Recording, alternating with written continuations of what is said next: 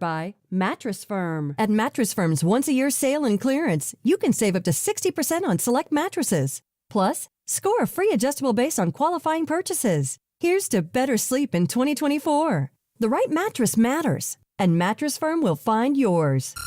Just because they finish earlier now doesn't mean you won't be satisfied.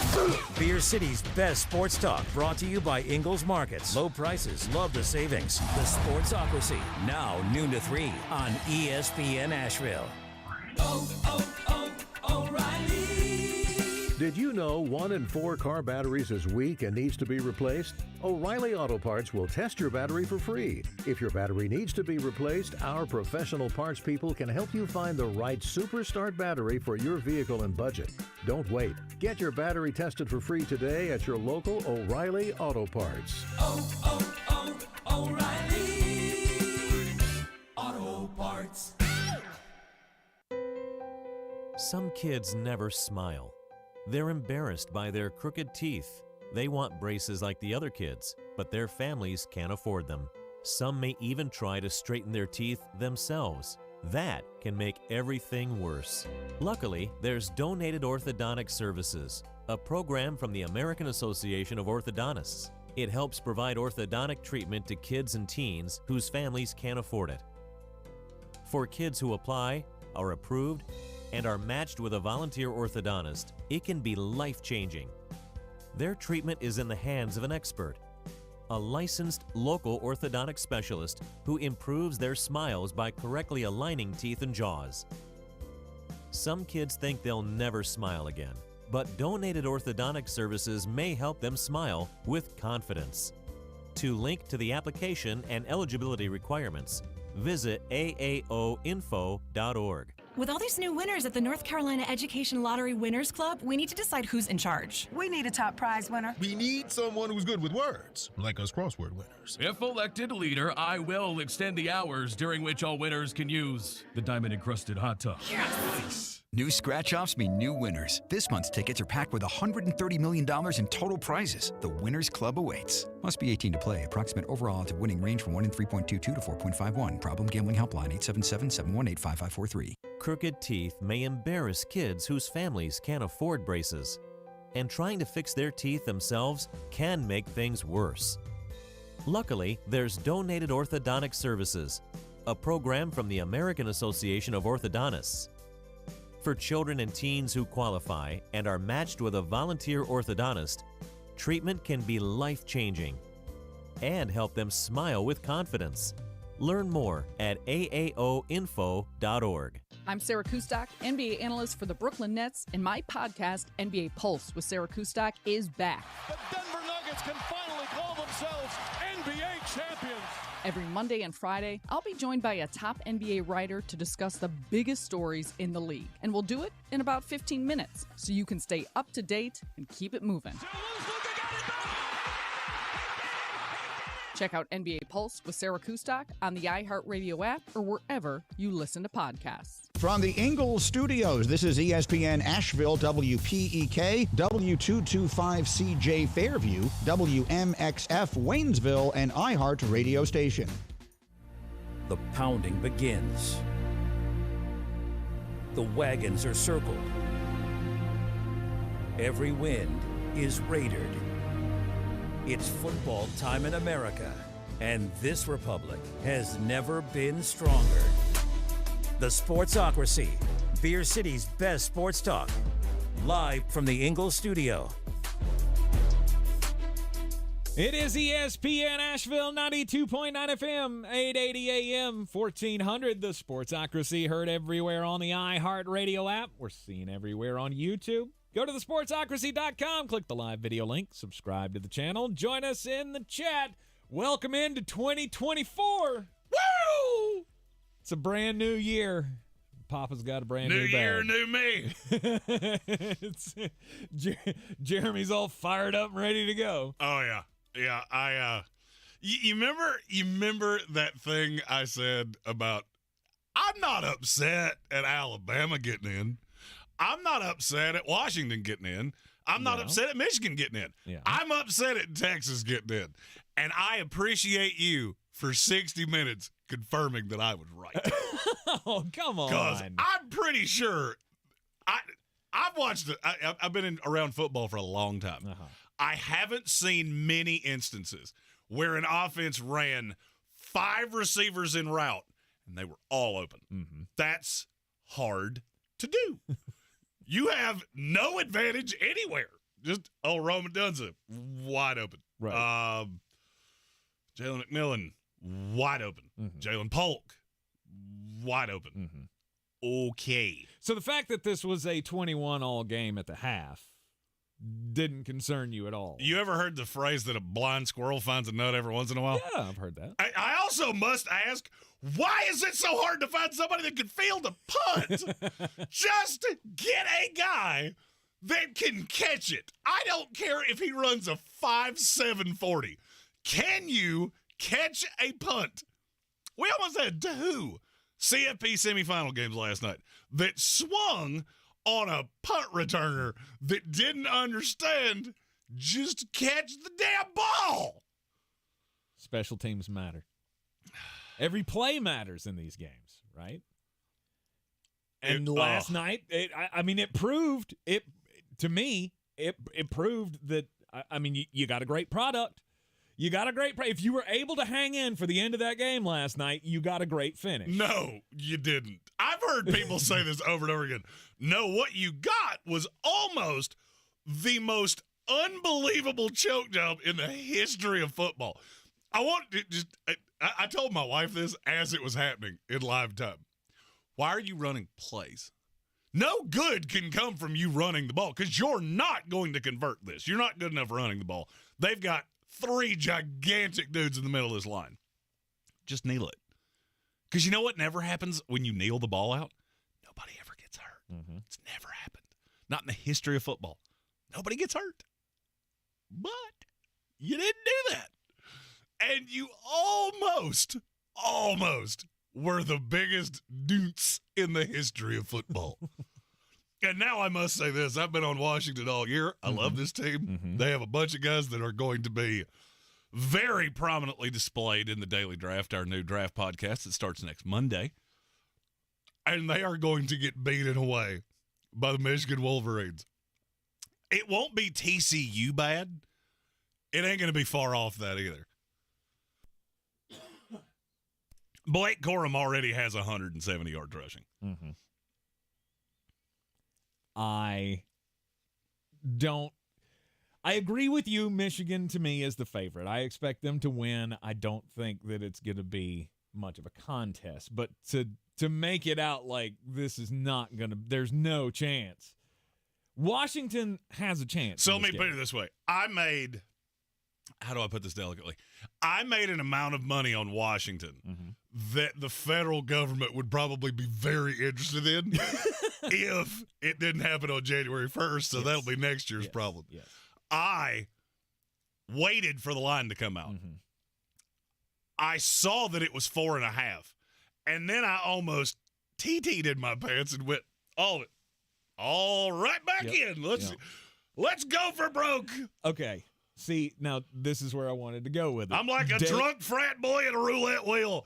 It just keeps hitting. Dave in the YouTube comments. They better hope they don't get behind. Michigan better hope that they don't get behind. Is Washington still bringing that defense? If you somehow allowed Michael Penix and Roma Dunza, you allowed them to get ahead by 2 scores. I don't know that you can catch them. Well, here's the thing. For them to do that, you would have to stop Michigan scoring somehow, and that is not something that you do particularly well. There were times I thought Quinn Ewers had an active bet against Texas, and it was still competitive at the end. Look, I love this Washington team. I don't know how you always find a way to make these one-score games. They're like the Seattle Seahawks. It's almost like they're so close together that they've rubbed off on each other. You can't put any game away. Doesn't matter that you were the best team on the field, and it was not close. You still found a way that they had to throw into the end zone at the end of the game. Now, the bigger of the 2 games was, hey, Michigan, that was fun. That was everything you could possibly have ever asked for and more. Absolutely. Michigan-Alabama is top 3 best CFP games we've ever had. Yeah, sure. It doesn't beat Oklahoma-Georgia in the Baker Mayfield game. It does not. I don't know that anything will ever beat No, that. no. If we do this for 100 years, I don't know that anything's ever going to beat that. They kept going back to that. They kept talking about that game, and all I could think about was, I will never forget how that game ended when my television went out. And I had to go out to the car to listen to the radio like an old person. Yeah, there was somebody at my table that had to do the boot and rally twice during that game. And if you remember, there was one after that. That's how good that one was. Yeah. But Michigan-Alabama is as good as you could possibly have asked for. It was an awesome game. I thought I swung with this guy. Like, I thought Michigan was going to come out and just handle business. I didn't. And then all of a sudden, Alabama starts creeping back, and you go, oh, no, this is the time. And then that game went exactly how I thought it was going to go. The only difference is that I genuinely feel like Michigan was the better team for 50 of the 60 minutes. Mm-hmm. First half, I just kept telling Amy, they look faster, they look bigger, they look angrier, and they look like they want it more. Alabama can't handle the pass rush. But you're doing that thing that teams do, and you're letting somebody hang around because you cannot score. Patrick Holt asked, what was Alabama's last play? I believe it was a botch. I've gone back and watched it a handful of times. I do not think that was supposed to be a Jalen Milroe run. Really? I think the snap was low, and he panicked because they had been coming so quickly all day that he had to know, when I have to bend down to get this ball, there's probably going to be somebody on top of me. And so you just get a young kid that panicked in the moment, and he just runs right up the keister of his center, and, well, they weren't fooled by that, not nary a little bit. I think it was probably going to be a jump pass. Was there even a quick look? I didn't go back and analyze the tape, so was there even a quick look where Milroe, the snap came in low, he did look up to see if somebody had leaked out, and they just went, screw it, I gotta go. I'll put it this way. If that wasn't supposed to be a pass of some kind, the receivers didn't know that. Because they had not really they were all running it looked like they were running delay routes. And then they just kind of panicked. And it all fell apart. But Michigan now has the opportunity to send Jim Harbaugh off a winner. Yes. Because I hate to tell you this. His last game as head coach of the Michigan Wolverines will be next Monday. Yes. Did you see him on the podium? Doubt. Yes. It took me a minute to figure out what exactly he had just done. So he gets on the podium. It's Reese Davis was interviewing him. He asks him one question, and then Harbaugh just goes full George Costanza. I'm out! And walks away. Yeah. That was I don't want to answer any of the questions you're about to ask me because you're not going to like the answer. And then he went to the post-game press conference and did the same thing. As soon as the first reporter that said, so is your last game going to be next Monday? And he goes, you know what? Showing up to win a national title. And like J.J. McCarthy is clapping. He's like cheering because he went full politician mode. I'm not answering that question. I'm not saying a damn thing. Because I don't have to. Committing to a thing. Now, because we all know where this goes. Win, lose, or draw, Jim Harbaugh will not be the head coach of the Michigan Wolverines. But now, all right, so I want to ask you a question. I've obviously been listening to a lot of things over the course of the last 24 hours. And Dan Patrick had an interesting take of, well, if you're such a Michigan man and you love Michigan so much, then just sign the extension. And to me, that is one of the dumbest things I think I've ever heard. Of course it is. I can love the institution without loving the NCAA. And right now, if this 12-day layoff we just had has taught me anything, the NCAA is so dead that it is pathetic. Because this is fitting to be the Big Ten and the SEC, and the rest of you can fend for your damn selves. Because you do not matter at all. Did you see some of the scores of these bowl games? I mean, obviously, Florida State, Georgia. I saw one. I saw the score of one of them games. Don't worry. We're going to talk about that, and I'm going to call a lot of you morons. I have been inundated with some of the dumbest takes I think I've ever heard in my life. Mm-hmm. But we'll get to that here in just a bit. I don't see how you survive How many NCAA. minutes of non-playoff bowl game did you watch? Counting the Georgia-Florida Take your State team out. debacle. I didn't watch a second of it. I watched the pregame and I went, hey, I don't know who that guy is. I am a booster of this institution, and I don't know who that is, and he's in the starting lineup. That would be 63 minutes, Jeremy. That would be how much I watched of non-bowl action, because I watched all 60 minutes of our game and maybe 3 minutes of anything else. I did not turn on a game. None? Until the playoff. None. I watched 0 seconds. Why would I care? You didn't miss much. I know I didn't. I kept an eye on it. I just didn't give them my eyeballs because it's irrelevant. None of it matters. Clay Travis is losing his mind about Nico Iamaleava. You do get that nobody played for Iowa, right? They have like 5 guys that'll end up being drafted. Mm-hmm. None of them played. Mm-hmm. You're playing scrimmages. It doesn't matter. Well, I mean, it does matter. It matters for your team. It matters for, you as a fan. What'd you learn? I mean, you saw Nico out there against awesome. starter You know what? level And you know what that guys. does? That gives you a really outsized expectation of what that kid is. Not That's really. it. I mean, it's like a spring game. I mean, that's how I saw it. But that's not how game. people are viewing it. Well, I know There are dum-dums Tennessee viewing it. boosters now that are sitting here going, we got the quarterback for the future. We may not lose a game over the next 2 years. Okay. It's the confidence booster. You are smoking crimes, and you should not do that. Because smoking crimes, that ends bad. I mean, it'd be no different if, say last, that blip week in the SEC, right? That next to last week where you got to play Charleston Southern, and one of these big teams decided, you know what, we got a 5-star guy here. We're going to sit our quarterback and let him rest. We'll play him. He comes out and beats the smoke out of the Buccaneers from Charleston Southern. I mean, no, it doesn't really tell me much, but it does tell me that, the kid can be on a big stage, lots of cameras in his face, and get the job done. I understand why you're excited about it. I mean, don't go screaming to the high heavens that, this proves anything. That this proves that Tennessee should have had a shot. This proves that Georgia should have been in the playoff, which they should have. But anyway. Yeah, they should. It doesn't prove anything other than to give you hope for the coming year. That's all these bowl games are now, and that's the thing that sucks for the NCAA. Well, and I got news for you. It's getting ready to get worse. Mm-hmm. When you go to a 12-team playoff, you think these ancillary bowl games were bad before. All right, you're bringing back in the New Year's Six. Mm-hmm. No doubt. You're bringing back in the New Year's Six, so the Cotton Bowl and all of those other games, they'll matter.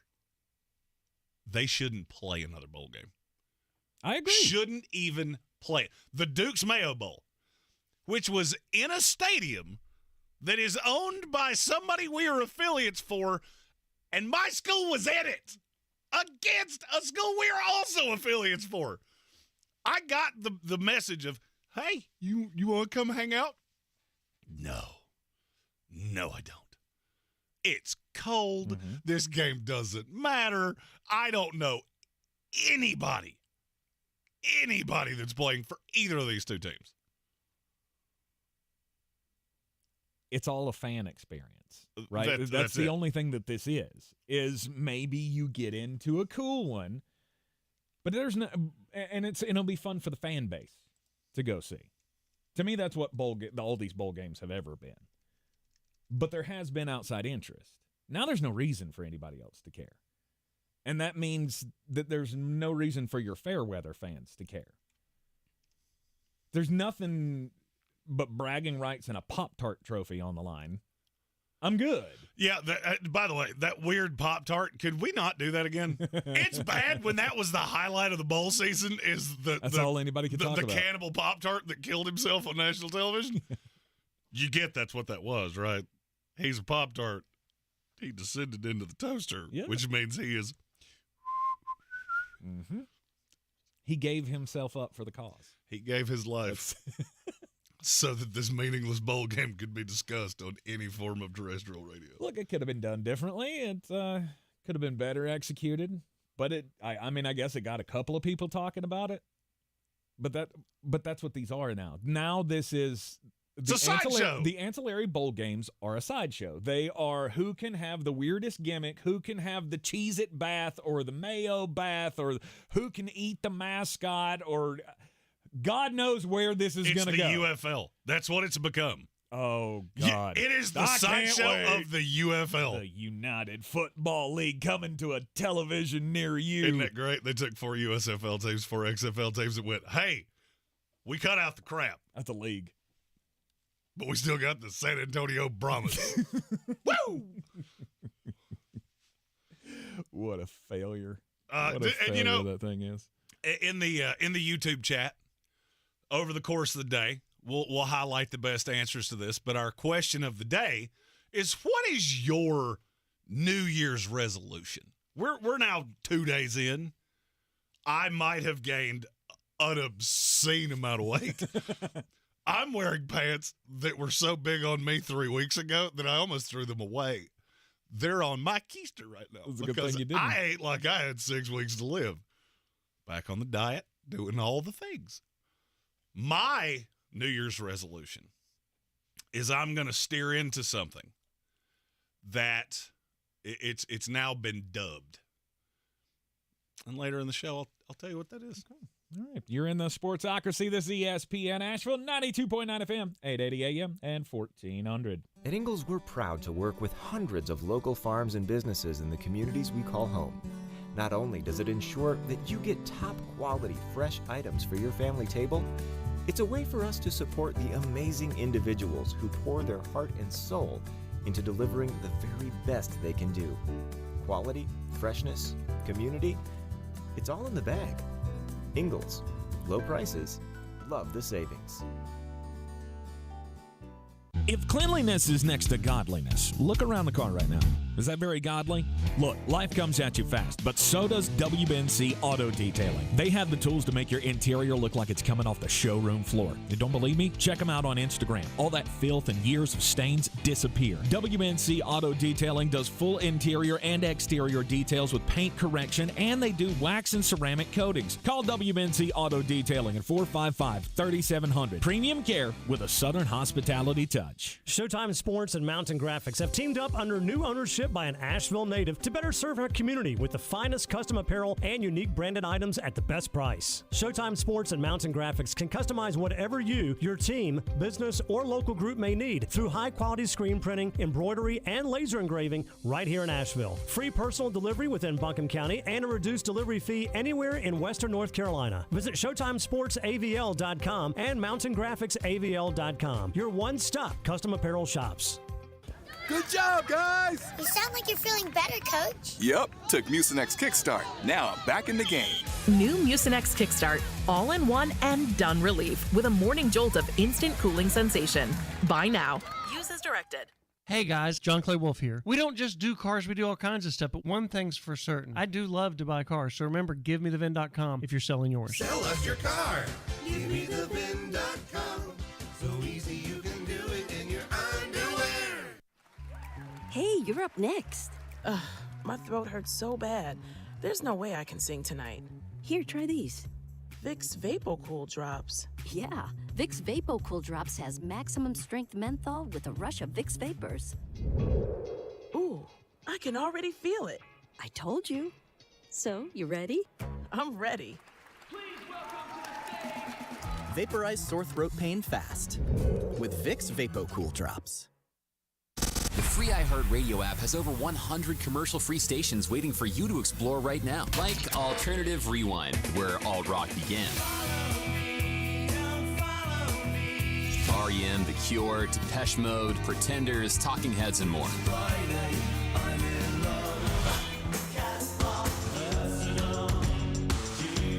Just open the free iHeartRadio app, search Alternative Rewind, and listen now. Try something new for 2024. iHeartRadio. Free never sounded so good.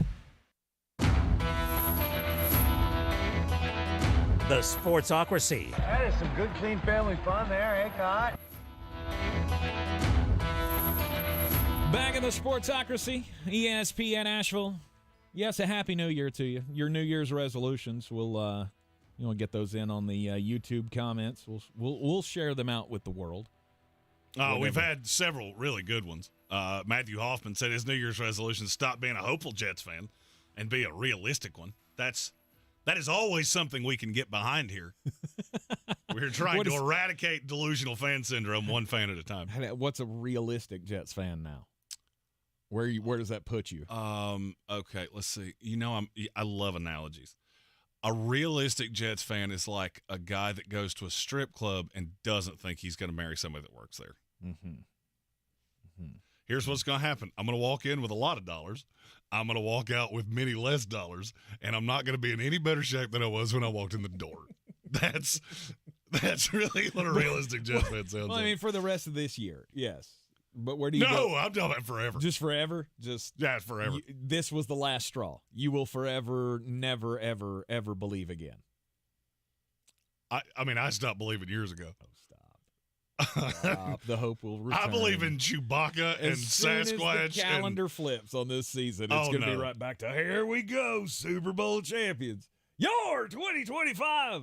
Yeah, I can see it. Stone Sports Podcast said his New Year's resolution is to stop gambling in the middle of the night on things he's watching when he should stop drinking hours ago. I did that same thing while we were off, but my gamble was on Uber Eats because I ordered $60 worth of Taco Bell, and I gambled that I wasn't going to have a massive infarction, and a ambulance was going to not be able to get to me. And weird, I survived it. Right, was it somebody said earlier that we needed that they really missed us for the lead up to the games last night because they went the other way on both the games and went Alabama and Texas. And I feel like you and I, Jeremy, would have been a clean sweep on that was Michigan-Washington. Yes. And Michigan by whatever in the championship. Yes. I've felt this way for a long, long time about Michigan. Well, I mean, I feel like before we left, I specifically told you Texas is the one. One of these things is not like the others. One of these things just doesn't belong because one of these plays is the Big 12. Yes. And the Big 12 is boo-boo kitty. Yes. You think the ACC's bad? Oh. You look down that Big 12 slate. Shoo, buddy. Look, I felt all year long that it was number 1 Georgia, number 2 Michigan. Georgia blew their shot,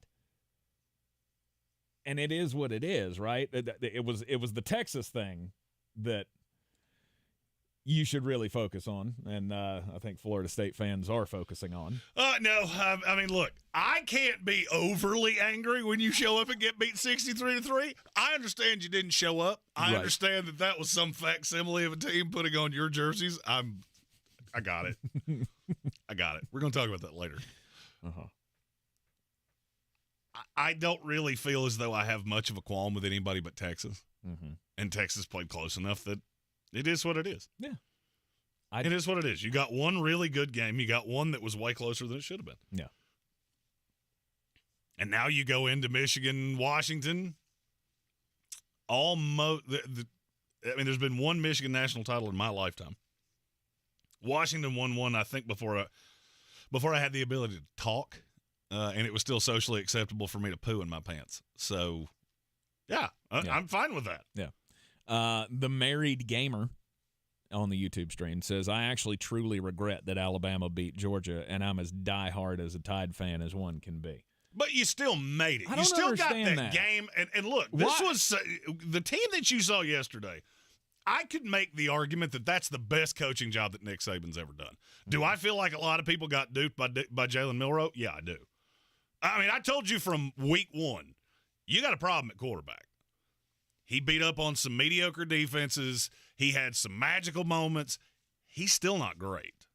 He's still not a great quarterback. You had virtually no receivers. But if Nick's back next year, something we'll talk about in the next segment, then there's no reason to believe you're not going to be in the same spot. No, you'll be right where you have always been. You're always going to be a threat. Because, I mean, I'm just going to be honest with you, I don't think Georgia would have done anything different against Michigan than Alabama did.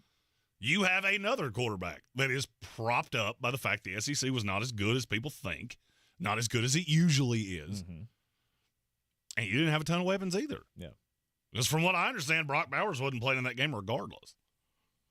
Now, whether I believe that or not, I was going to say, things would have been a little bit differently. I mean, if you'd have been in that game. But It is what it is. Look, I have no qualms here, right? Georgia, to me, I still feel like they're the best team in the country. I do. I don't. I've thought Michigan was the best team in the country all year, and we're here. Mm-hmm. I have a nice little shekel that was already on Michigan when the year started, and I doubled down when Harbaugh got suspended, and it's more than quadrupling down now that Washington paid off for me last night. Right. Notorious B.I.G. said Michigan's pass defense isn't good. Well, they did hold Alabama to, 112 yards passing? Not saying trust me, I see the difference in those two. I was going to say, yeah, but you just talked about how Jalen Milroe's not good. Well, and the receivers weren't really good. No, I said he's not as good as he's being made out to be. Yeah. He's fine. He's just not elite. That's what I meant. I wasn't trying to say you're saying that Jalen Milroe is trash. I'm just saying that plays into it, right? It is what it is. Michigan, they have proven that they can take the trash out, right? That defense flies around. And that's the thing. And I don't think Washington's going to be able to handle it. I really don't either. I am glad, though, that the College Football Playoff Committee was really looking out for us, to make sure that we didn't see a very mediocre passing attack come out and have 112 yards passing in the national title or in the semifinal. Oh, wait. What was it, 116? Oh, wait. 116. 116 big old paltry passing yards. It didn't go that way. Jalen Milroe. And yeah, B.I.G. said Jalen Milroe and Jermaine Burton, wowzers. Yeah, just wanted to, as a Georgia fan, throw this out there. Jermaine Burton, A.D. Mitchell. Not taking any joy out of how that ended for those two transfers, but that's how I felt. That's how I felt to Texas fans last night. Great. Oh, shoot! Damn the devil! This is awful. We got this. They let us in here, and okay. Look, the officials are not on our side, right? Getting hosed by the officials. Yeah. Quinn Ewers couldn't hit water off a bridge. Is it petty? Sure, it's petty. I'm Richard Petty, baby. I might as well have a 43 tattooed on my back. I sat back last night and just laughed. If I had $1 for every time I looked at Amy and went, "Are you sure? You sure this is the fourth best team in the country?" Because I'm not sure. Mm-hmm. They looked like the weakest of the bunch. And there then was no doubt about that. We got to about a minute left in that game, and I started to get that angina in the chest. Then I started to get the old bubble in the stomach, and I went, "Uh-oh, I have talked too much." Nobody can hear it but you, but karma is getting ready to bite me right in my keister. It's starting to turn. And Texas, hey, they gave it a good shot at the end. Came up with those almost 3 scoring drives in the last 8 minutes of the game. I turned it off. I didn't see any of it. I watched every second of it. I had to go to bed. I was like, the alarm's going off at 2:30. I can't hang with this game any longer. Washington's got it sewed up. The man with 13's tattooed all over his body couldn't stop listening to the commentary going, "Will you please stop saying this is over?" The football gods are getting perturbed, and I don't like how this is going. Then I did some math, and I went, it would take a small act of God for me to not cover this no matter what. And then I felt better. Yep. You're in the Sportsocracy. This is ESPN Asheville, 92.9 FM, 880 AM, 1400. This is your Exergen Temporal Scanner weather forecast on ESPN Asheville. Sunny skies this afternoon with seasonable temperatures, middle to upper 40s. Cold again tonight, partly cloudy skies, low to mid-20s. More clouds than sunshine for Wednesday. Temperatures tomorrow afternoon again, reaching highs in the middle to upper 40s. Rain, even snow showers Wednesday night as temperatures drop down into the upper 20s. Back to sunshine to finish out the week. Near 40 Thursday. We're in the low to mid 40s for Friday. I'm meteorologist Ken Boone at the Weather Channel. This report is sponsored by Mucinex Fast Max Kickstart. Good job, guys! You sound like you're feeling better, Coach. Yep, took Mucinex Kickstart. Now back in the game. New Mucinex Kickstart, all-in-one and done relief with a morning jolt of instant cooling sensation. Buy now. Use as directed. Finding great candidates to hire can be like, well, trying to find a needle in a haystack, but not with ZipRecruiter. Its powerful technology actively finds and invites qualified candidates to apply to your job. So while other companies might deliver a lot of hay, ZipRecruiter finds you the needle in the haystack. See why 4 out of 5 employers who post a job on ZipRecruiter get a quality candidate within the first day. Try ZipRecruiter for free at ZipRecruiter.com/free. That's ZipRecruiter.com/free. At Lowe's, save big every day when you buy in bulk. Save 15% on select Sanctuary by green fiber blown-in insulation when you buy 30 or more. Lowe's knows savings, Lowe's knows pros. Selection varies by location while supplies last. Discount taken at time of purchase. See sales associate for details. Running a small business is no small task. At Home Trust Bank, we work hard to prepare businesses for whatever tomorrow may bring. Your dreams are our business. And we have local experts who can help you plan for a successful future. Dependable guidance you need and service you'll appreciate. At Home Trust Bank, we take your small business banking personally. Visit your local Home Trust branch or anytime at htb.com. Member FDIC. If you're looking to buy, sell, or invest in real estate in the mountains, you need to call the agents at Clarissa Sells WNC, brokered by eXp Realty. Check us out online at clarissasellswnc.com. And did I mention that Clarissa Sells WNC loves teachers? We love teachers so much, we're giving back 25% of our commission at closing. For more information, contact us today at 828-774-6343 or clarissasellswnc@gmail.com. The best season of the year is here. Tailgate season. Monster Brewing presents this season's MVP. The Beast Unleashed. With 4 bold, familiar flavors. With 0 caffeine and 0 sugar. Beast Unleashed is your new pregame ritual. With white haze, mean green, peach perfect, and scary berries, there's a flavor for every fan. The Beast Unleashed. 6% alcohol by volume. Unleashed responsibly. Must be 21 or over. Beast Unleashed. Available at your local retailer. Boy, you must be outside your mind. The Sportsocracy. Just a bit outside. He tried the corner and missed. It's ESPN Asheville. The Sportsocracy inside the Ingles studio. And the Harbaughs just can't win, can they? Well, actually, they win. And they win a lot. Obviously, Jim getting ready to win a national championship, hopefully, with his Michigan Wolverines, and then make his leap back to the NFL, where hopefully he will get to face his brother in a Super Bowl again. And his brother appears to be on track to win a Super Bowl himself. And if you missed it on Sunday, they won over the Miami Dolphins 56-19.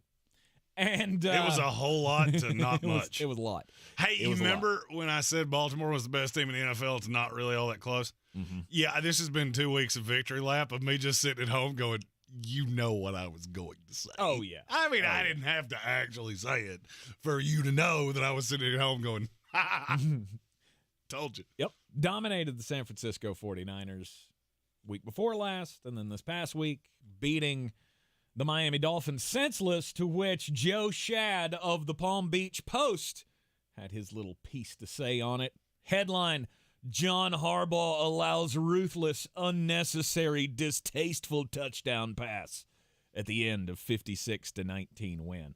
To which he goes on to bloviate about how it was just unconscionable that Tyler Huntley be, quote, permitted by Harbaugh to pass to tight end Charlie Kohler for a 19-yard touchdown to tack on with 2:33 to play. They were up 49-19, and Bradley Chubb had just gone out with a knee injury, and this low-class organization comes out and just puts another score on the board just because they can. I'm going to utter a phrase that was the only thing Madison Cawthorn ever gave us. Cry more lib. You don't like it? Stop it. How about that? Would you like to know? Maybe just try to do anything that even resembles a competent defense. Maybe. Just a thought. It's not my job to make you feel better about you. But this coming from the beat writer of a team that beat another team 70-20. What was that? 12 weeks ago? Something like that. It's been 3 months. Did you forget?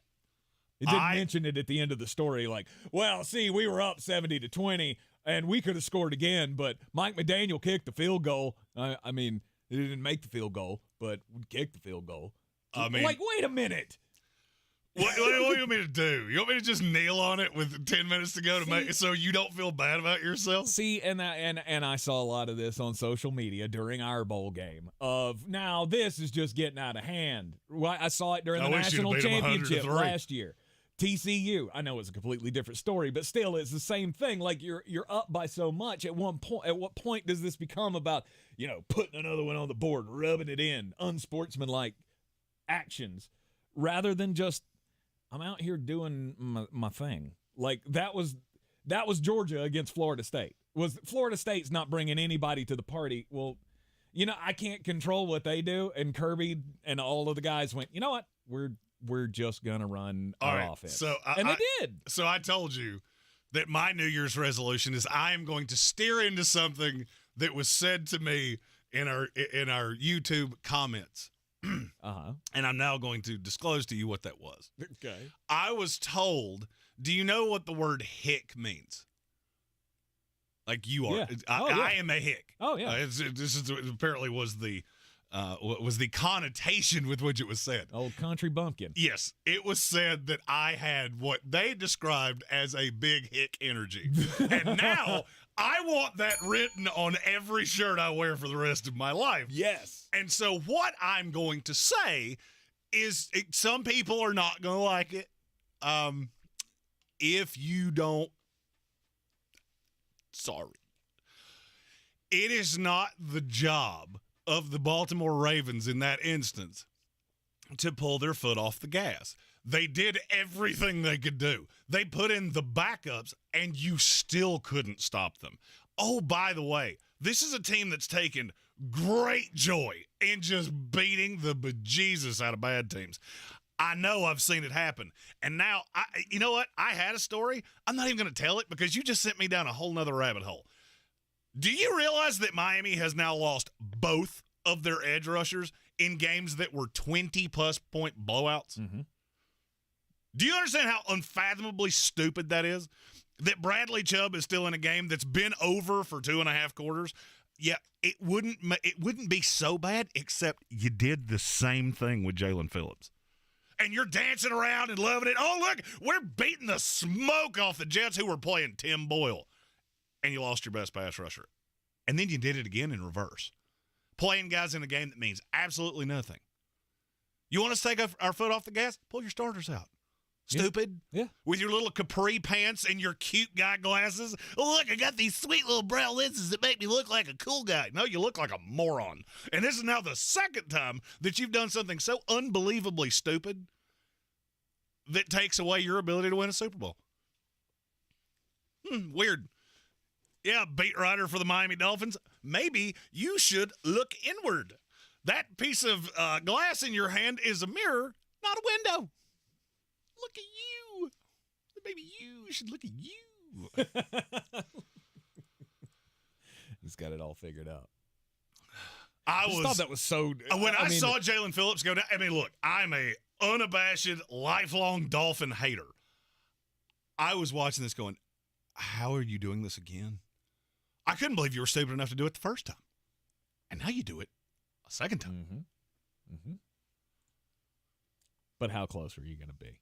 Obviously it hurts your chances with the injuries, but truly, over the last week, I feel more concrete in my stance of Baltimore Ravens, San Francisco 49ers for the Super Bowl. I don't know that there's a team in either division that can challenge either one of them. I don't know that I would go that far with you San don't Francisco, know? but, Really? No. Who is it? Who's the one? Hold on. We got a super chat we got to get to. Okay. I'm your huckleberry. Curtis Davis said it's going to be hard to face John in the Super Bowl when Jim's the head coach of the Chargers in 2 months because they're in the same conference. I thought that, but we were going into a commercial, and I went, y'all are smart. You'll figure it out. It was from Curtis Davis, and he said, Happy New Year's to all you. I can't say that on the air, by the way. What? It was. It's one of those things you can't say on FCC radio. I got you. Thanks, Curtis. But we appreciate you and happy New Year's to all. Indeed.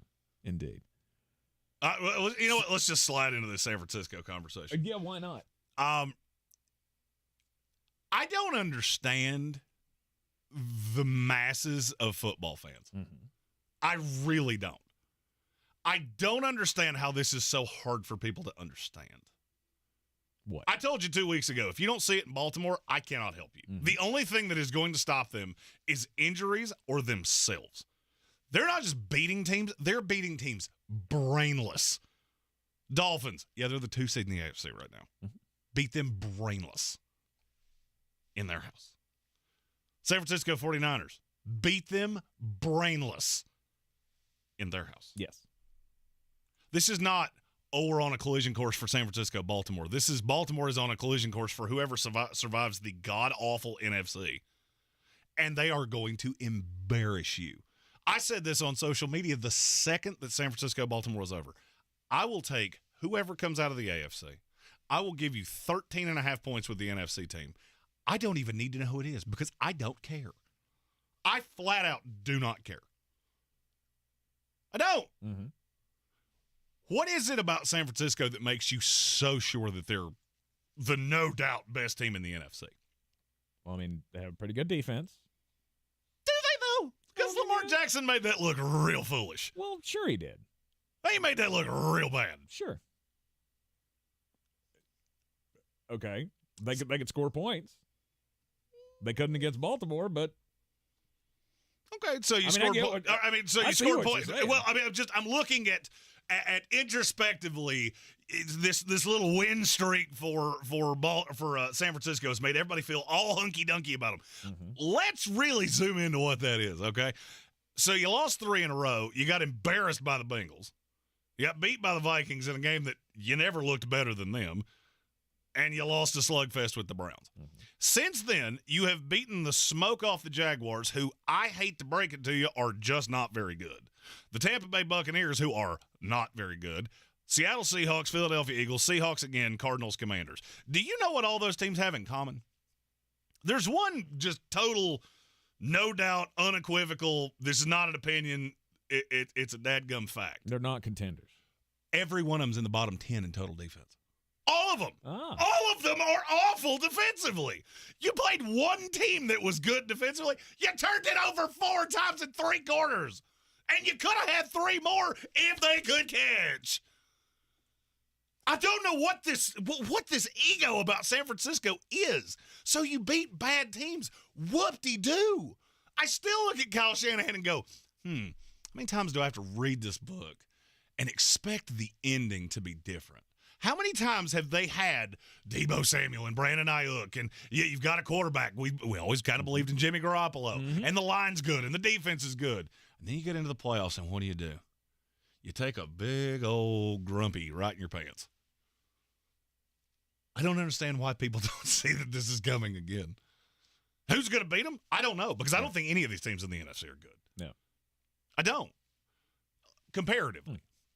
Obviously, there has to be a best team in the NFC. If you put a gun to my head and made me say, this is who I believe in the most, I still don't think it's San Francisco. Out of the NFC? Nope. Oh, my gosh. I don't see how you get there. Because there's one team that has something that none of the rest of you have. What's that? One team has the best receiver in the conference. It's not close. And one of them has the best pass rusher in the conference. And it's not close. Quarterbacks, they're all the same. But the difference between Brock Purdy, Dak Prescott, Jalen Hurts, and Jared Goff is so infinitesimal that it is hard to wrap your brain around. They're the same guy. Your good's really good, your bad's really mediocre, and I never know when it's going to show up. But, man, it seems to show up a lot against the AFC. Isn't that weird? You know, you look at Jalen Hurts, his worst games of the season were against Buffalo, Jets. That's weird. Dak Prescott, his worst game of the season was against the Bills. That's weird. Brock Purdy's worst game of the season was against the Ravens. That's weird. Jared Goff's worst game of the season was against the Ravens. You know, ain't that funny? Ain't it funny that every time one of these mediocre, halfest NFC teams plays a real contender in the AFC, you just get the brains beat out of you? That's weird. That's weird how that happens. If only I could point back to a time where we had seen something like this happen. Oh, wait, I can't. Late 80s, early 90s. This is exactly the same thing. The winner of the AFC was the Super Bowl champion. They won 12 in a row. And that's where you're at. And it ain't going to change anytime soon. Really? No. Best 5 quarterbacks in the NFL, who are they? Right now, you had to pick the 5 best quarterbacks in the NFL. Who are they? Pat Mahomes, Josh Allen, Joe Burrow. Those 3 are, no doubt, not debatable. All 3 in the AFC. 4 and 5, pick your poison. Lamar. He's in the AFC. Yeah. And who would your 5 be? I mean, I don't know. I don't know. There's a lot of acceptable answers here. You could say C.J. Stroud. You could say Trevor Lawrence. You could say I don't know. Tua Tagovailoa. You could say Justin Herbert. They're all in the same. You know who you're not saying? Any of those guys in the NFC. Stafford. Jared Goff. Yeah, Matthew Stafford, who's one of the only players in the NFL that's older than I am. I get what you're saying. So you're predicting the AFC will now go on a 12-year run. Oh, I'm not saying it's going to be that never long. Be the salary cap is way different now than it was in the early 80s. And mid-80s, early 90s. It is really hard to keep these teams together. Okay. I'm also not really seeing how there's going to be a big flood of great quarterbacks into the NFC, considering, Caleb Williams probably ends up with an AFC team because Chicago has the number 1 pick, and they're probably not trading that within the conference. If they do, I can't figure out who it would be 2. Right. New England's probably taking one of these quarterbacks. So all the best quarterbacks are going into the AFC. The teams that don't have quarterbacks now get young ones. Average hit rate on a quarterback in the first round is 40%, which means, that's one of these guys is going to be elite, and they're all going to the AFC too. It's not hard to figure out. It's really not. The AFC is stacking all the talent. Okay. If Baltimore were to slip up, somebody beats that, I don't know. I don't know who that is. Just don't know, don't care. Don't know, don't care. They get there, or they don't get there. You're still taking the AFC team over anything the NFC can throw out. I would take 6 teams in the AFC to beat any team in the NFC. Really? Don't care who they are. Do not care who they are. Miami Dolphins. Any team you want to throw at me. Any team you want. Don't care. Interesting. Now, I don't think Miami's getting out of the first round. Because if you recall, I told you this is setting up for winner take all against the Buffalo Bills. Buffalo winds up winning that division, and now you've still got to go through Buffalo, and their quarterback's better than yours. So Miami strikes me as a one and done. Baltimore, take them. Wouldn't even think about it. Wouldn't even think about it for 5 seconds. Cleveland Browns, wouldn't think about it for 5 seconds. Even though they beat them last time. Don't care. Okay. Don't care. Cleveland beat San Francisco with no quarterback. That's how much better they are than the rest of these teams. I can take Joe Flacco and still be better than you. All right. Baltimore and any AFC team plus 13. You want to put that on the board somewhere? I'll put it on the board. You take whoever you want. I don't care. So it's any AFC team minus 13. Whoever makes it out of the AFC. Okay. Minus 13 and a half. I don't want to forget. Plus 13. No, I said that right. I got confused there for a second. Okay. I have no faith in any team in the NFC. And the fact that we've played this like ping pong balls every single week of, it's San Francisco, then it's Detroit, then it's Dallas, then it's Philadelphia. Well, Dallas sucks. And now Philadelphia sucks. And now Detroit sucks. And they're all just terrible. It means none of them are any good. None of them are any good. We've had the same team at the top of the AFC for 12 weeks. That should pretty much tell you everything you need to know. No doubt. And they're the favorite, and they should be the favorite. But after them, I'm to San Francisco. I'm not. I would take San Francisco over everyone other than Baltimore. San Francisco played the Buffalo Bills right now. You're taking Brock Purdy to beat Josh Allen. Yes. I think you're out of your mind. Really? And I don't even like Buffalo that much. I think they have gigantic holes. But they're getting hot at the right time. All right. You're in the Sportsocracy. The ESPN Asheville 92.9 FM, 880 AM, and 1400. If you're looking to buy, sell, or invest in real estate in the mountains, you need to call the agents at Clarissa Sells WNC, brokered by eXp Realty. Check us out online at clarissasellswnc.com. Download our free app on Google Play or the App Store. Type in Asheville Home Search. You'll be able to connect with our team and see all the available homes for sale in our area. For more information, contact us today at 828-774-6343 or clarissasellswnc@gmail.com. At Ingalls, we're proud to work with hundreds of local farms and businesses in the communities we call home. Not only does it ensure that you get top-quality, fresh items for your family table, it's a way for us to support the amazing individuals who pour their heart and soul into delivering the very best they can do. Quality, freshness, community, it's all in the bag. Ingalls, low prices, love the savings. Asheville Smiles has been featured in national publications like Good Housekeeping and Woman's Day. And check out this 5-star Google review. My dental experience was wonderful. I cannot say enough about Dr. Merrill and her amazing team at Asheville Smiles Cosmetic and Family Dentistry. Dr. Merrill took time to explain everything. She made me feel relaxed and confident that I was in good hands. I apologize for those tears at your office. Those were tears of joy. Thank you all so much, and thank you, Dr. Merrill, for the hope to get my smile back. Check out Asheville Smiles online at AshevilleSmiles.com. Help the planet with a tip from iHeartRadio Earth. Marine litter is often the result of poorly managed trash on land. To help prevent trash from escaping from your outdoor trash bins on collection day, keep the trash bin lid closed. Don't overflow it, and put it out for pickup shortly before the scheduled pickup time. Brought to you by iHeartRadio Earth and the National Environmental Education Foundation.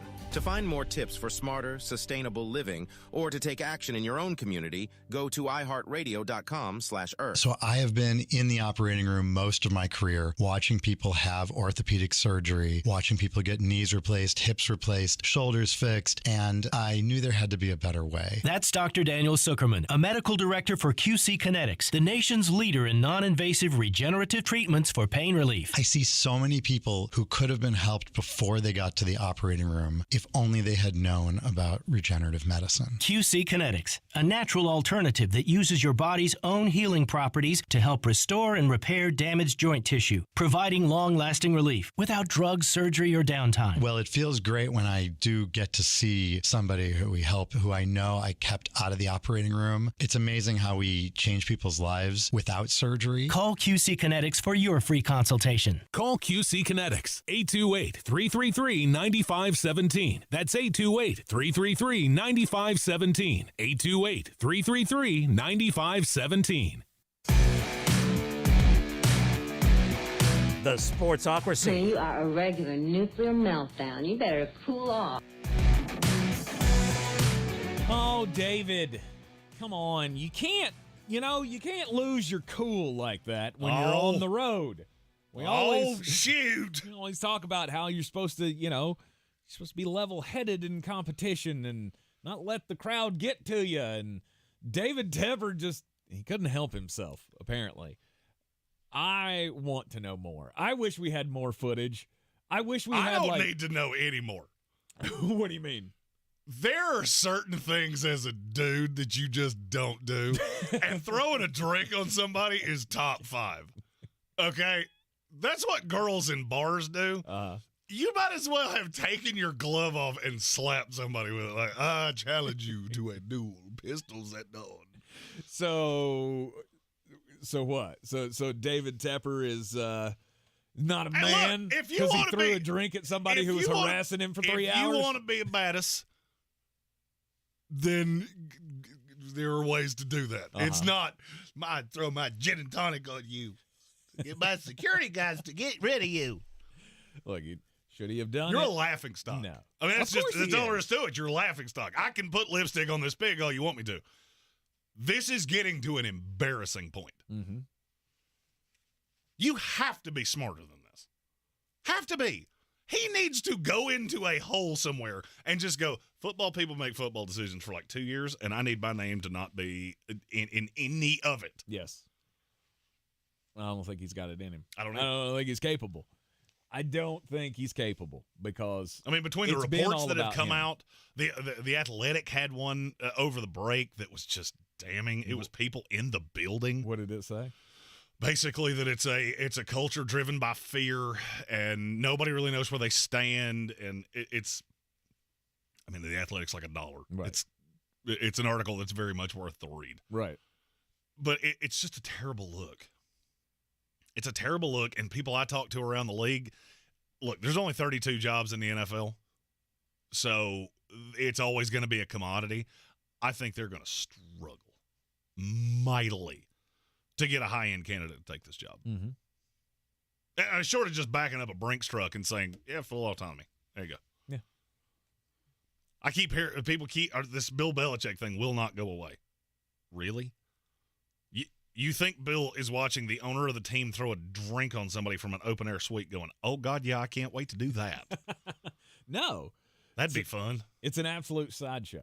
And the fact that David Tepper can't hold he can't either hold his temper or hold his liquor. Like, did he get that drunk?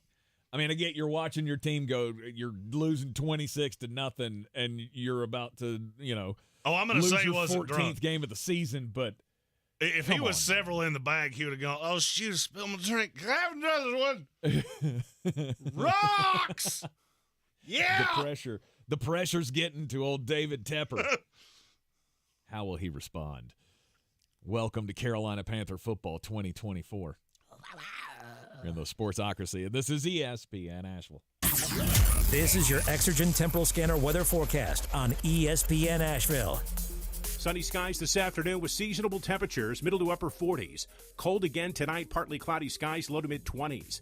More clouds than sunshine for Wednesday. Temperatures tomorrow afternoon again, reaching highs in the middle to upper 40s. Rain, even snow showers Wednesday night as temperatures drop down into the upper 20s. Back to sunshine to finish out the week. Near 40 Thursday.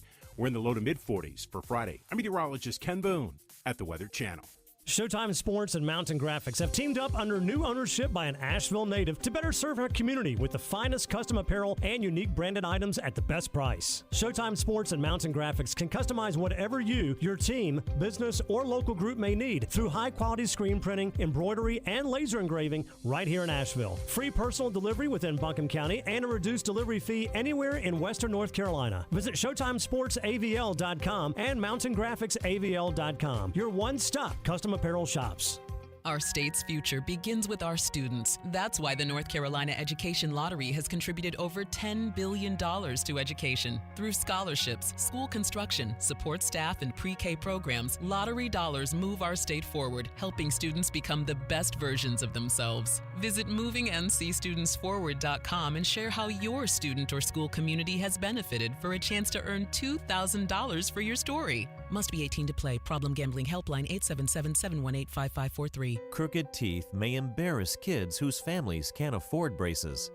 And trying to fix their teeth themselves can make things worse. Luckily, there's Donated Orthodontic Services, a program from the American Association of Orthodontists.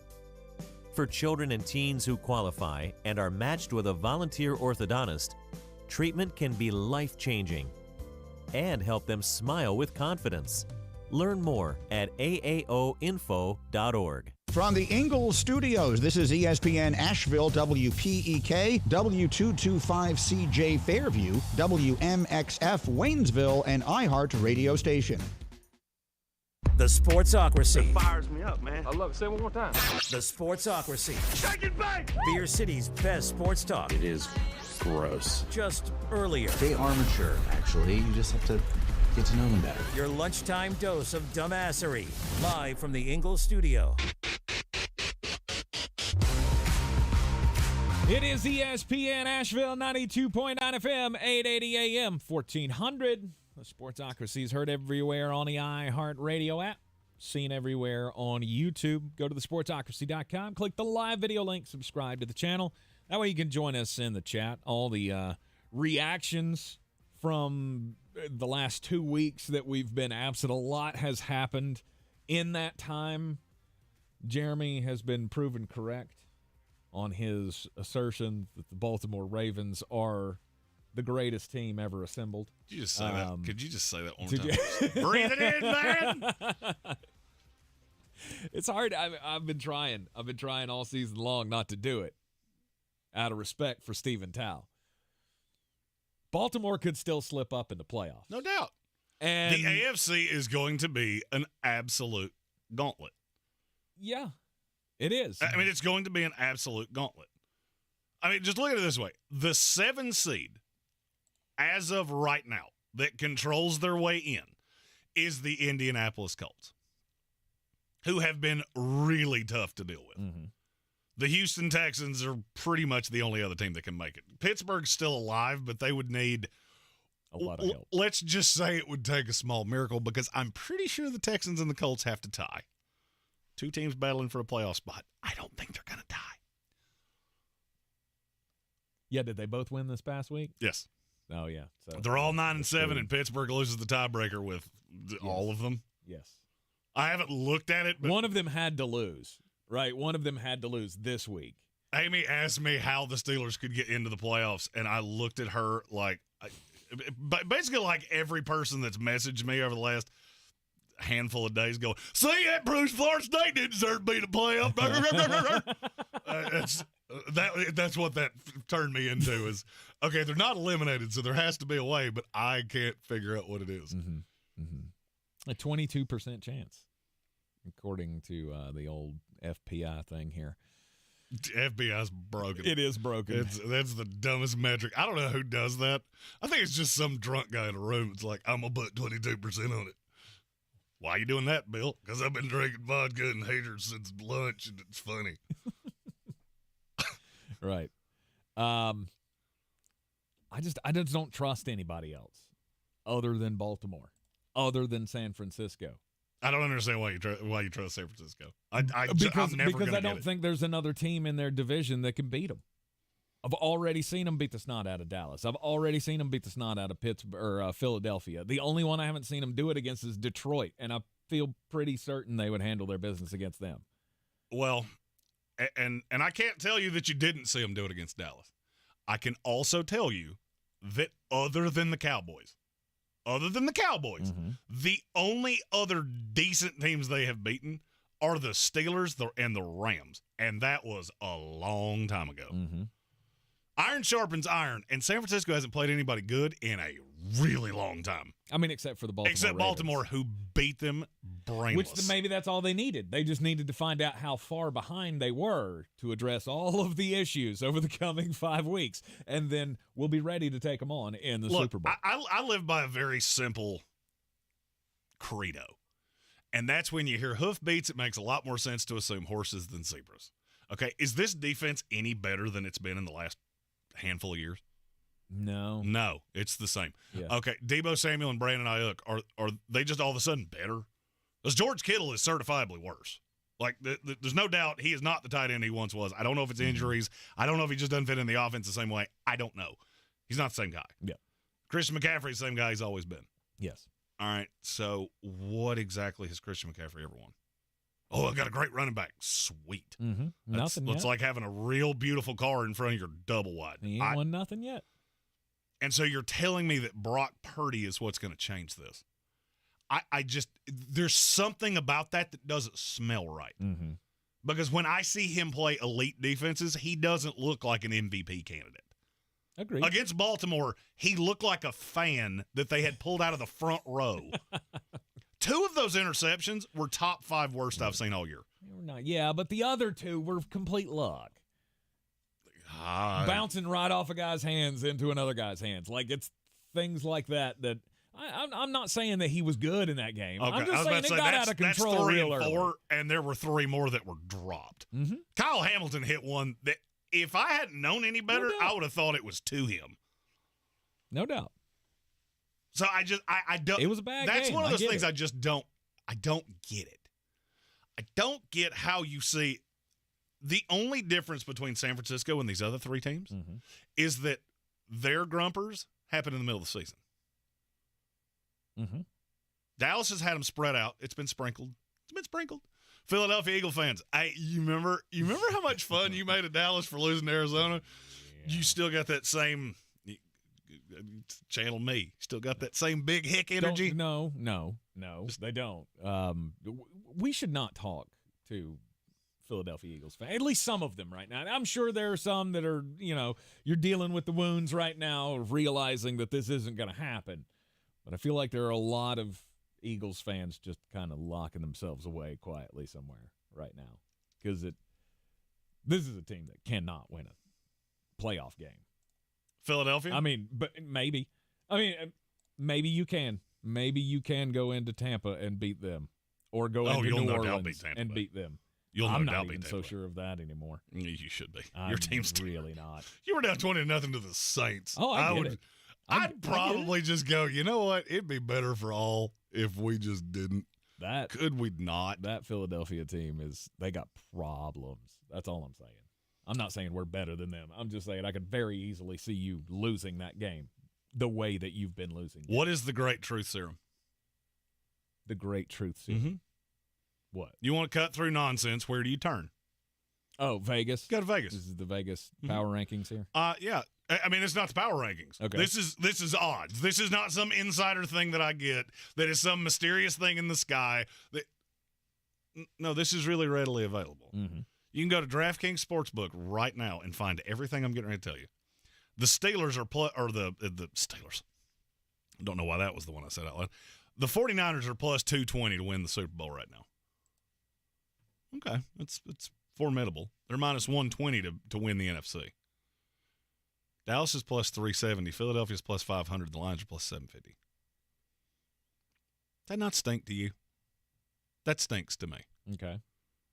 If San Francisco's this far and away, no doubt, best team in the conference, shouldn't I be giving bigger odds to Dallas? Shouldn't I be giving bigger odds to Philadelphia? Philadelphia, who you just said can't even win a playoff game. Mm-hmm. They're plus 500. They're right behind the Kansas City Chiefs in terms of chances to win their conference. Which is also weird to me. I'm starting to curl on the whole Chiefs thing as well. Like, I don't know. I don't think you got it. I don't think you got it this year. Well, and I guess that's what I'm trying to say is you're doing and we didn't talk about this before the show. I kind of walked you into this, and it was a little bit of a trap. Mm-hmm. If you believe in no one, does that not kind of mean you believe in everybody? So basically what you're saying is the only two teams you believe in are Baltimore and San Francisco. Yes. I'll bet anything you want that's not the Super Bowl matchup. Anything you want. Really? Mm-hmm. Okay. Name me the last time we walked into a playoffs and it was this obvious, quote, unquote, and it went how we thought it would. Oh, wait. Never goes that way. Mm-hmm. And that's exactly what Vegas is doing is they're hedging their bets. They ain't hedging their bets on Baltimore. I mean, they're looking at the AFC going, AFC's evil. We've got, 5 teams that are inside of – 4 teams that are inside of plus 550. Cleveland, Jacksonville, Houston, Indy, and Pittsburgh, they all have one thing in common. You either don't have a quarterback or this is going to be your quarterback's first bite at the apple. I struggle to believe that you're going to beat Lamar Jackson, Josh Allen, Pat Mahomes, and even Tua Tagovailoa. I can't get behind that. I don't have that problem in the NFC. In the NFC, I don't have to beat an MVP candidate. I have to beat 2 fictitious MVP candidates that you have thrown at me all year long that never should have been there in the first place. How many times have I sat here and laughed at Jalen Hurts being second in MVP voting? There are people, actual honest-to-God people, that are smart enough to put their pants on and button them and go to work and not have their shoes on the wrong feet that are holding tickets that say Jalen Hurts to win MVP. There is toilet paper that is more valuable than that ticket in your hand. And it was from the minute you placed that. Oh, it wasn't, though. There was never a time all year that anybody could watch this and go, that's the best player in the league. I've been saying this since week 1. I mean, and I'm not trying to take the moral high ground here. It's just check the receipts. It hasn't been hard to figure out from pillar to post. It's just catching up to you now because Nick Sirianni is a problem. Said that last year. Mm-hmm. Losing both your coordinators is a problem. Mm-hmm. We both said that in the offseason. Mm-hmm. Paying Jalen Hurts, problem. Because this team ain't nearly as deep as it used to be. You notice that?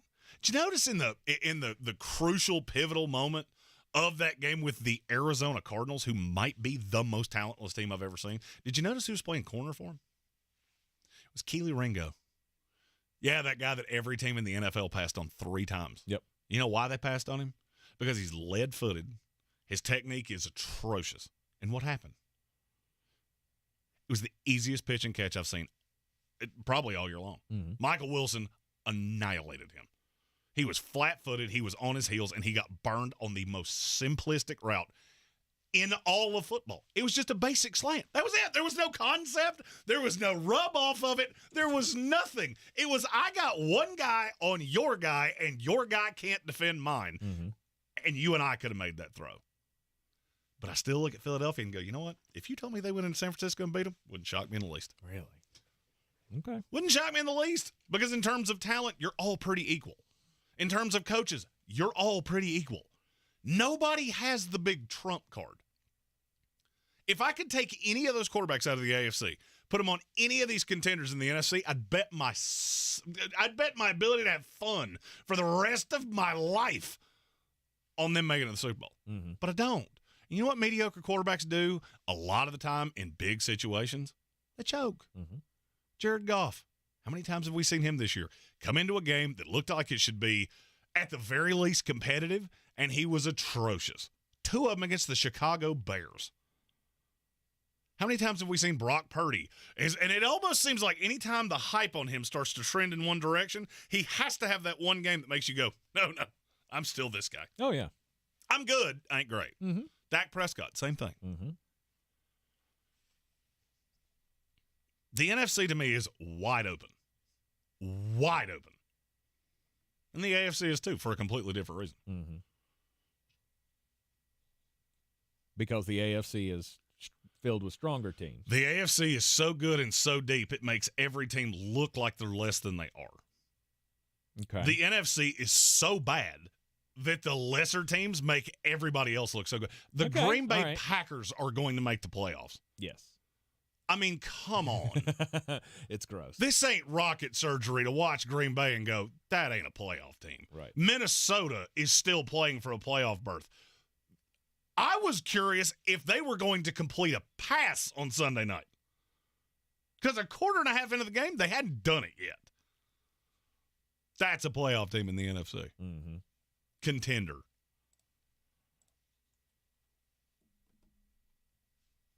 You're in the Sportsocracy. This is ESPN Asheville. 92.9 FM, 880 AM, and 1400. It's no question. Yes, there are more better teams in the AFC. I just have San Francisco a little bit higher on my list.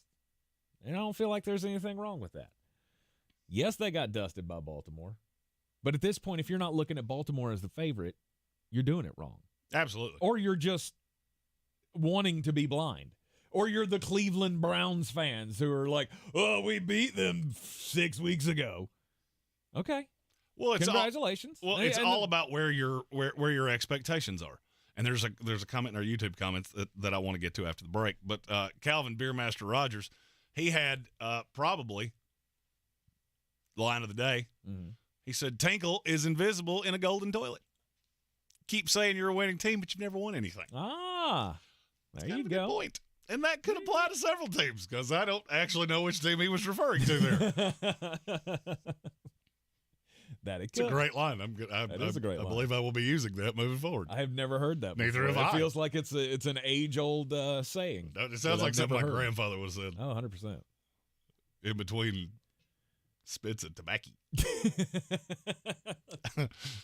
It's that hick thing I was talking about. A lot of things can cover ills, yeah. And so if the NFC is that god-awful, then sure. I just don't think that it is. I feel like all of these teams have bad weeks, you have up and down games. If right now I played off, and we had a playoff. Yes. All 32 teams in the NFL. Yes. 1 versus 1, 2 versus 2, and we went all the way down the AFC and the NFC. How many of those games you favor in the NFC in? Because I'll bet you'll struggle to get to 3. Actually, you know what? Let's do that. After the break, we'll do that very thing. You match up the 1 with the 1 and on down the line and see how many wins you come up with. See how many teams you go. All right, we'll do it. Fine.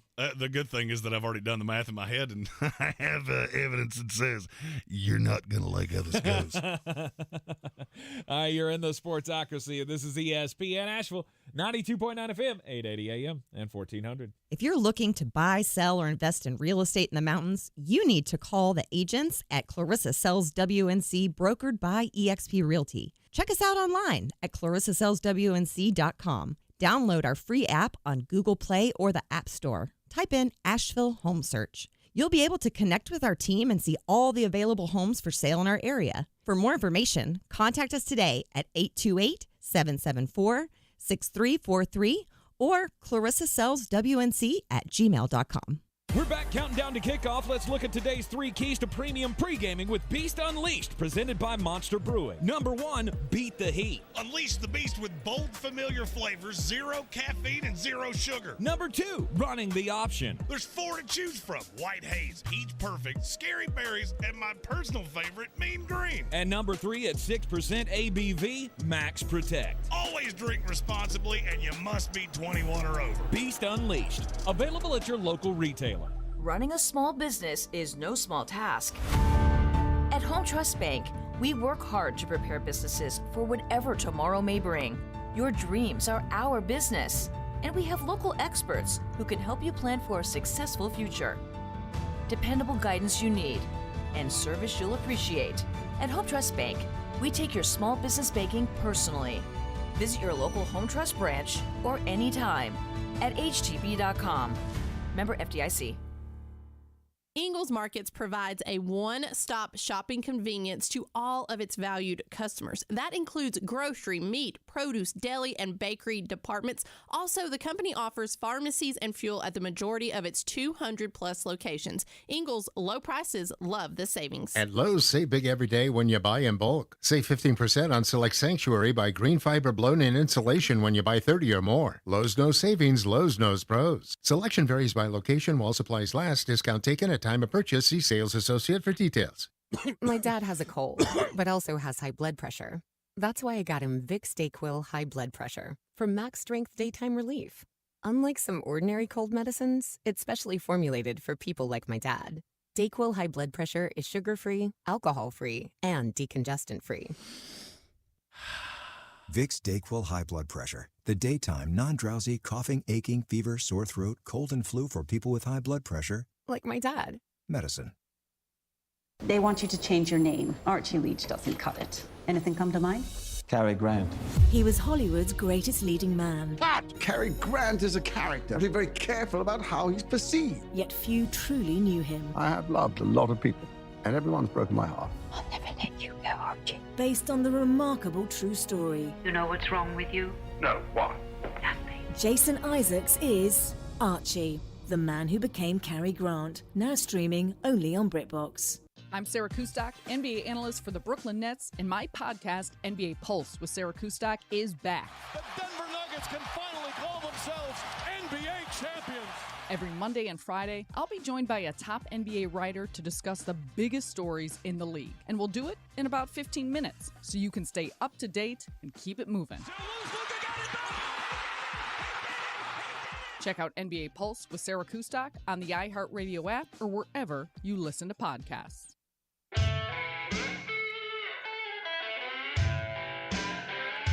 The Sportsocracy. You were just dumber than a bag of hammers. It is ESPN Asheville. It is the Sportsocracy. And just how much better is the AFC than the NFC?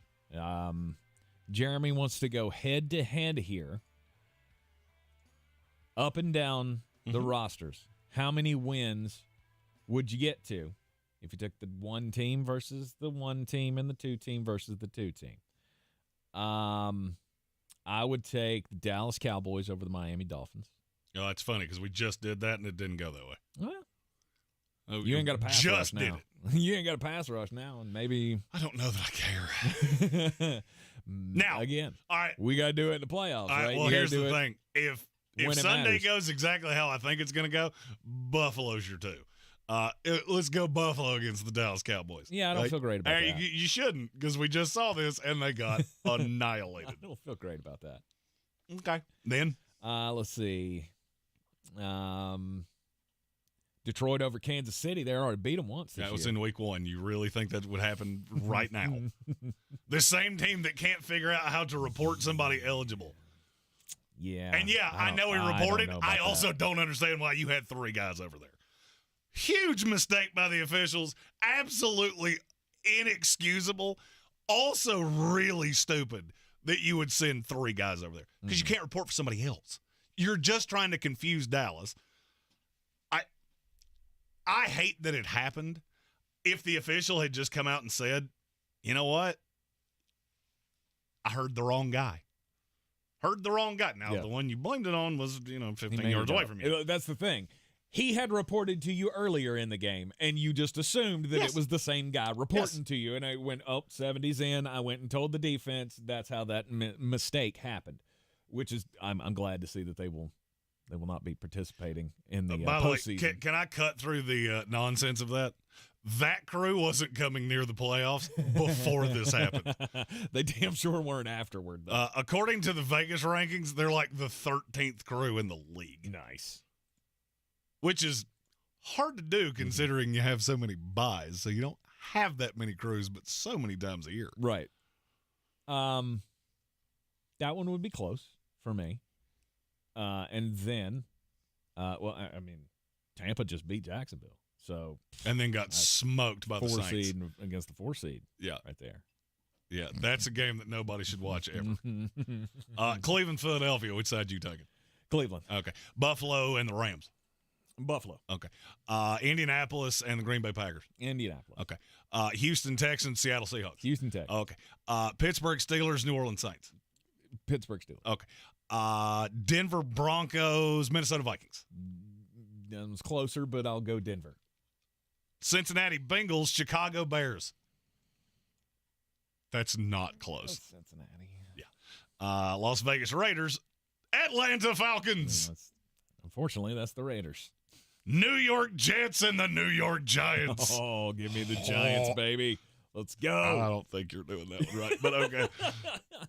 Titans Commanders. Yeah, who cares? Yeah. I get Chargers, it. I get what I mean, you're saying. up and down this conference, it's really not close. I get what you're saying. No, trying to prove. Yeah, he's all just trying to prove his point. Oh, yeah. That's what I do. I like being right more than I like being alive. More than he likes breathing. Jack will ask, can the Battle of the 16s just be a tie? Because I'm not sure the Patriots or the Panthers score against each other. The Patriots would beat Carolina so brutally that I am really glad that's not happening. Yes. I'm also afraid they're getting ready to do it to my New York football Jets. The Patriots. You ever seen a game where you just look at it and go, I can't win whether we win or lose? Because if we win, we at least get rid of that stupid streak so I don't have to hear, well, the Jets haven't beat the Patriots in 413 years. Ever since when man invented fire and the Jets beat the Patriots the next day, and we haven't done it again. So that goes away, but we slip in the draft. Yeah. Or we lose to them again, and I have to hear that for another stupid year. I've already decided. I'm already committed. I'm going to Charlotte on Sunday. I have to. Are you really? I have to. Here's the thing, all right? So how many times do you get a chance to go see your team clinch a division title? I know it's not great. I know it sucks. I know it's the worst division title ever, blah, blah, blah, blah, blah. It does not matter. Check the box on fandom. But now that I've said it, now I'm building myself up more to, I have to be there for the definitive Tampa Bay Buccaneer fan moment where I go to Bank of America Stadium. And I watch us punt away the division that should be the easiest to lock up in the history of divisions against one of the worst teams I've ever seen on paper. Who you already struggled with once. Yeah. At home. I feel like I have to do this. I feel like I have to take my child, Joseph, That's to see this game. That's going to make the analogy I'm getting ready to make be worse. I have to take him to see this game because this is how we were born. You were spoiled, son, for the first couple of years of your Buccaneers fandom when you got to see Tom Brady come in and win a Super Bowl. That's not Buccaneer football. This is Buccaneer football. This is where we go, and they expect Baker Mayfield to win a division, and you lose to the 2-win Panthers and give it to the New Orleans Saints. Okay. So you told me this yesterday. We have a group chat with a bunch of people that listen to this show. Yes. And you all started talking about going to this game. And now I've only had 2 moments in the last 3 weeks where I've laughed as hard as I was about y'all talking about going to Charlotte. There was that one, and then there was my father after the collapse against Washington, where they came back and they won, and of course they did because you looked just bad enough that you remind yourself how terrible you are. And he sends me a text that basically said something to the effect of, I'm going to start living a more constructive life on Sundays, and I couldn't choose which weird activity. Are you going to take up knitting? Or parkour? What are you planning on doing? And I couldn't stop laughing. I felt the same way about what you were saying there. Right. That this is a fandom checkbox list thing. Yes. And I've worked for now a full day to come up with an analogy that is appropriate. And I believe I have. So here goes. What you just said is the equivalent of saying your sister is getting an award for the Employee of the Year. And so you really need to see your sister get this award because it's a big moment in her life. Yes. But the thing you're leaving out is that she works at the Treasure Club. I don't need to see that. There are certain things I don't need to see because context is important. You try to be, and no offense supportive to the of my Treasure Club. siblings. No, it's just the first strip club name I thought of. Works with Christie Toy Box, Tulsa, Oklahoma. Works with any of them. Wherever. Whatever. Works with any of them. Any gentleman's establishment. Yeah, I could tell you one in basically every city in America. Look, and that really says if more about she me. invited you to come to her ceremony and said it'll only cost you $10 to get in, I'd go, you know what, I'll pay the cover just for you because I know that you're getting a cut of the door. Got to be supportive to your team, right? You got to be supportive to the family. Yeah, there was I actually used to have a stand-up bit that was very similar to this about uncomfortable conversations around the dinner table at Thanksgiving. You write the joke yourself. It's not hard to figure out. Right. I'm not a very smart man. But that's the best I could come up with. My team's going to win a division. Are they, though? I mean, yes, technically the words you just said are accurate. I mean, yeah, you are. You're also like the 23rd best team in the league, so. Please stop trying to defend your team to me. Frankly, blood has come out of my ears every time you've done it. Can't help it. Can't help it. Look, you're not great. You're not good. But you can win a division.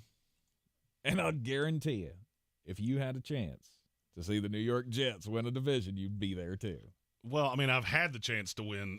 I've had the chance to see the Jets win a division. I've had the chance to see the Jets win a Super Bowl.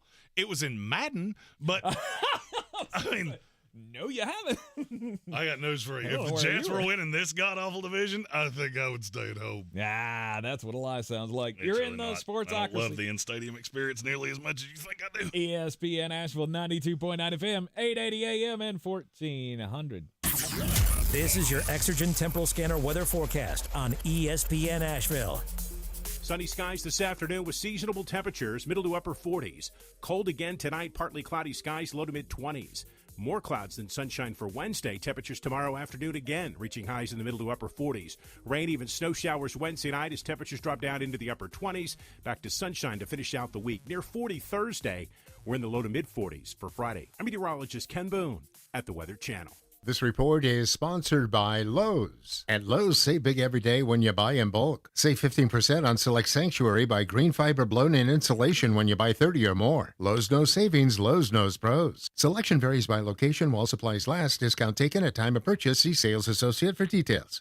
To some, a baby's babbling doesn't mean much, but it does. Especially if there's no babbling at all. Little to no babbling by 12 months or later is just one of the possible signs of autism in children. Learn more at autismspeaks.org. Brought to you by Autism Speaks and the Ad Council. Sandstone Health and Rehabilitation is grateful for our staff. We thank our team's devoted members who sometimes forego time with their families to be with residents during this time of year. We wish you a happy and joyous season. CEOs You Should Know. Welcome into our first edition of CEOs You Should Know of 2024, and today I'm joined by Lauren Balkin from Balkin Roofing. Lauren, it's great to have you with us. Let's talk about the Balkin mission here in Western North Carolina. What is it? Honestly, our mission is really just helping people. You know, we're in the people business first, and then the roofing business second. It's simple, you know, we earn trust and we build relationships, and that's at the heart of literally everything we do. And not because it sounds good, but just because our mission is too great to really do anything less. So what's the best part about doing business here in Western North Carolina for Balkin Roofing? It is by far the loyalty of the people of Western North Carolina to our Balkin Roofing family. You know, we've been keeping families safe and dry for nearly 30 years. Thanks, Lauren. If you'd like to hear more of our conversation with Lauren Balkin from Balkin Roofing, you can find the full audio on this station's website in the audio archive. You've been listening to CEOs You Should Know, a short conversation with local business leaders from around Western North Carolina. The free iHeartRadio app has over 100 commercial-free stations waiting for you right now, like Alternative Rewind, where alt rock began. Just search Alternative Rewind and listen now on your free iHeartRadio app. Free never sounded so good. Showtime Sports and Mountain Graphics have teamed up under new ownership by an Asheville native to better serve our community with the finest custom apparel and unique branded items at the best price. Showtime Sports and Mountain Graphics can customize whatever you, your team, business, or local group may need through high-quality screen printing, embroidery, and laser engraving right here in Asheville. Free personal delivery within Buncombe County and a reduced delivery fee anywhere in Western North Carolina. Visit ShowtimeSportsAVL.com and MountainGraphicsAVL.com. Your one-stop custom apparel shops.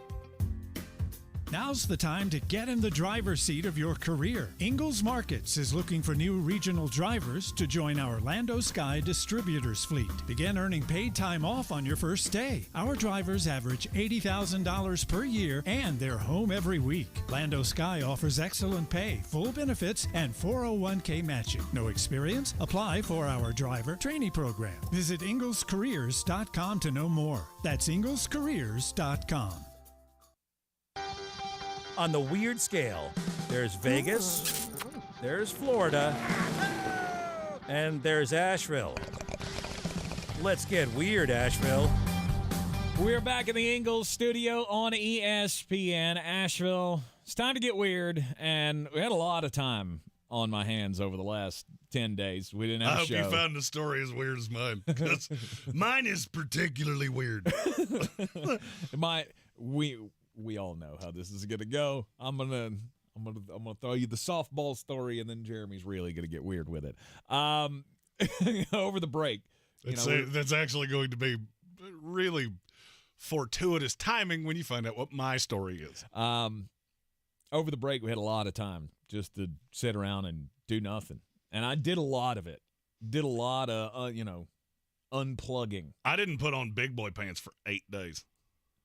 And by unplugging, I mean plugging into all of the new gadgets that I got for Christmas. The boys have played the PS5 way more than I have. I think it's funny your children and I got the same Christmas present. Yes, they did. I got a PS5, so did your children. That's right.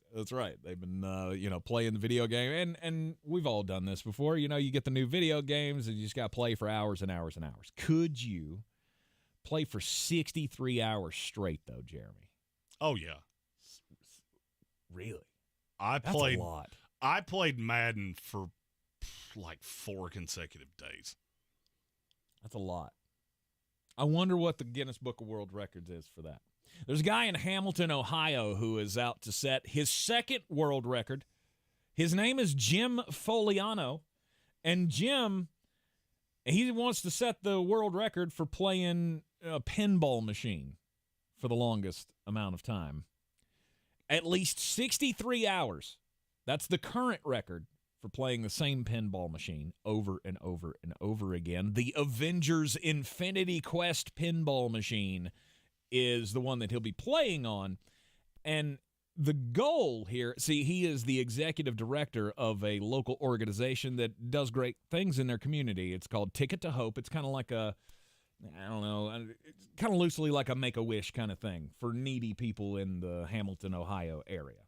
Pretty cool idea. But he wants one of these pinball machines for the recreation center. If you already have the machine, why do you need another one for the – I mean, you could just play on that one and give them that one. But anyway. I feel like somebody needs to introduce him to the beauty that is a PS5. The graphics are just skis. 63 hours to play this really pinball lame machine. to me. That is a very useless world record. And as he mentioned, in today's world of technology, pinball machines they're kind of out of left field, outside the box. His other world record, though, that he set, though, that was kind of outside the box as well. He holds the world record for the most high fives in a 24-hour period. Ugh. He got 15,338 high fives in a day. That's more than I have in my entire life, and I wish that number was less. Why would you want to touch that many people? The only thing, anytime somebody goes high five, I just immediately think of David Puddy from Seinfeld. Like, high five. Stop doing that. No, see, I think of the water boy. Slap hands! Yeah, I've never had a dude that you know what? I'm not going to go down that path. I'll bet you the subject of my story really likes a high five. It's about a man named Joe Gow. He was the chancellor of the University of Wisconsin at La Crosse. La Crosse is the city. The story really confused Tank when I told him that earlier. They don't call their lacrosse coach a chancellor. He was the chancellor of the entire university. Now, I feel like I need to put some context on this. UW La Crosse had an undergrad enrollment of almost 10,000 last year. They haven't released the numbers for 23, so you got about 10,000 students at the university. Okay. Well, Mr. Gow has been the chancellor of this university, and he has now been relieved of his duties because of conduct that was, according to the board, abhorrent. Would you like to guess what he did? What do you think the chancellor of a university did that got a unanimous vote by the Board of Regents to terminate him as chancellor? Mm-hmm. And to just remember the segment. To use the term abhorrent, I would have to think he did a racism of some kind. Nope, not that. Did he diddle a student? Nope. It does involve nudity, though. Huh. Did he streak across the campus during the Christmas party? Nope. Apparently, he's a bit of an amateur filmmaker, and he and his wife have been making amateur films. Oh. And he decided that it would be a good idea to disseminate those across all of the major platforms and then advertise it on his social medias. That's not a good idea. Okay, let me I feel like this is something that needs to be said. There's two kinds of people in this world. All right, there's people that people would want to see nudie patootie, and then there's people that you don't want to see. The 63-year-old chancellor of Wisconsin La Crosse, I guarantee you nobody's going, I would really like to see what that guy's got going on. You don't know. There's somebody. Hey, here's the thing. Somebody looked at you and went, I want to see what he's got going on. So there's somebody for anybody. That is true. That was very true. Because frankly, the thought of nudie patootie Tank Spencer is almost enough to ruin my ability to have fun for the rest of my life. I did ruin my wife's ability to have fun for the rest of her life.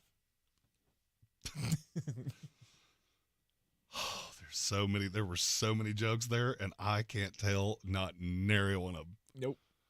No, that's never a good idea. Why do these people in positions of power, I mean, teachers, cops, now we've got chancellors of universities, like, what makes you think that's going to be acceptable? I mean, here's my thought. I would say that old Mr. Gow he's a scholar. He's probably a learned man.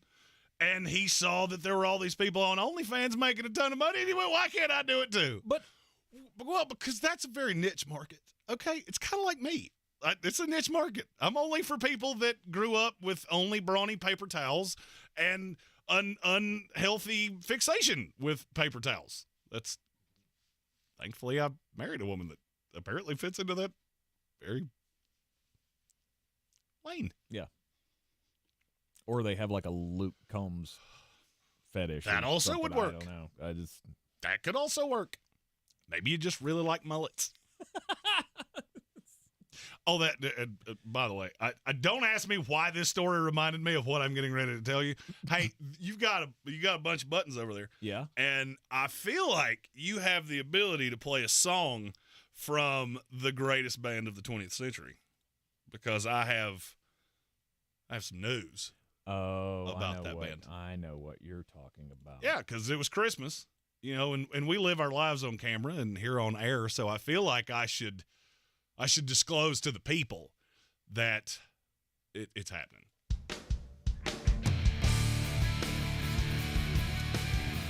My wonderful wife, as one of my gifts for Christmas, she got me tickets to see this amazing band. Just turn that up for a second.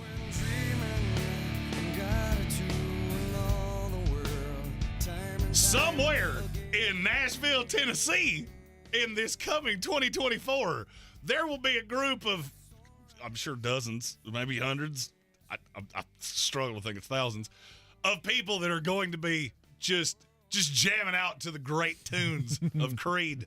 And she and I will be two of them. Yes. Dozens and dozens of people will be entertained. I haven't looked up, so we're going to Nashville for a week. And during that week, Creed is playing at some arena that I've never heard of in Nashville. Okay. I haven't looked up how many this seats yet, but I'm real curious. What does a 2024 Creed concert look like? Lots of khakis. There's going to be lots of polos, lots of dads. A lot of Jim Harbaugh. Yeah, there's going to be a lot of dads in there. Will I or will I not be the youngest person in attendance? No. You will not be. Really? No. You will not be the youngest. I was 12 years old when Creed was popular. Yeah. You think somebody younger than me is learned? Oh, yeah. I feel very certain. Aaron's younger than you, isn't he? Josh's brother? No, he's older than me. Oh, okay. Well, hey, maybe you may be. You may be one of the youngest there. I'm sure there's got to be some dads that are going to take their kids, because this is rock and roll from your era that you can listen to with the kids. So, if you're a Creed dad, then you got your kids into Creed. So you'll be taking your kids. Sloan Jordan said, there will be some church youth groups there for sure. Oh, no doubt. No doubt. We're actually going to have a reunion of the 1998 West Asheville Presbyterian Church Youth Group. We will be there because I believe Higher is the only rock and roll song that has been sung during a church service for the Presbytery of Western North Carolina. I think we set that record at one point. Yeah, you're going to have a lot of that. He also said, all kidding aside, Creed in Myrtle Beach in 2012 is one of the best shows I ever went to. Let's go. 2012, really? I think it's that recently. I think it's they did the Alter Bridge thing, and then they all went broke. Here's the thing. That actually wasn't a planned concert. Just all the members of Creed were standing on a sidewalk outside the pavilion and went, let's get some guitars. Let's get some tunes going. All right? You remember the old good ones? Congratulations. I'm so glad you're going to get to go see Creed. Oh, I'm so excited. First of all, Nashville is a city that I absolutely love. And if I learned anything over the break, it's Jeremy needs to take more time off. Just maybe not at, one time. Right, not all at once, because you do get bored over the days. Andy Sawmiller said, the amphitheater holds 6,800. Let's go 6,800 strong. It's going to be like Woodstock 99. We're burning it down.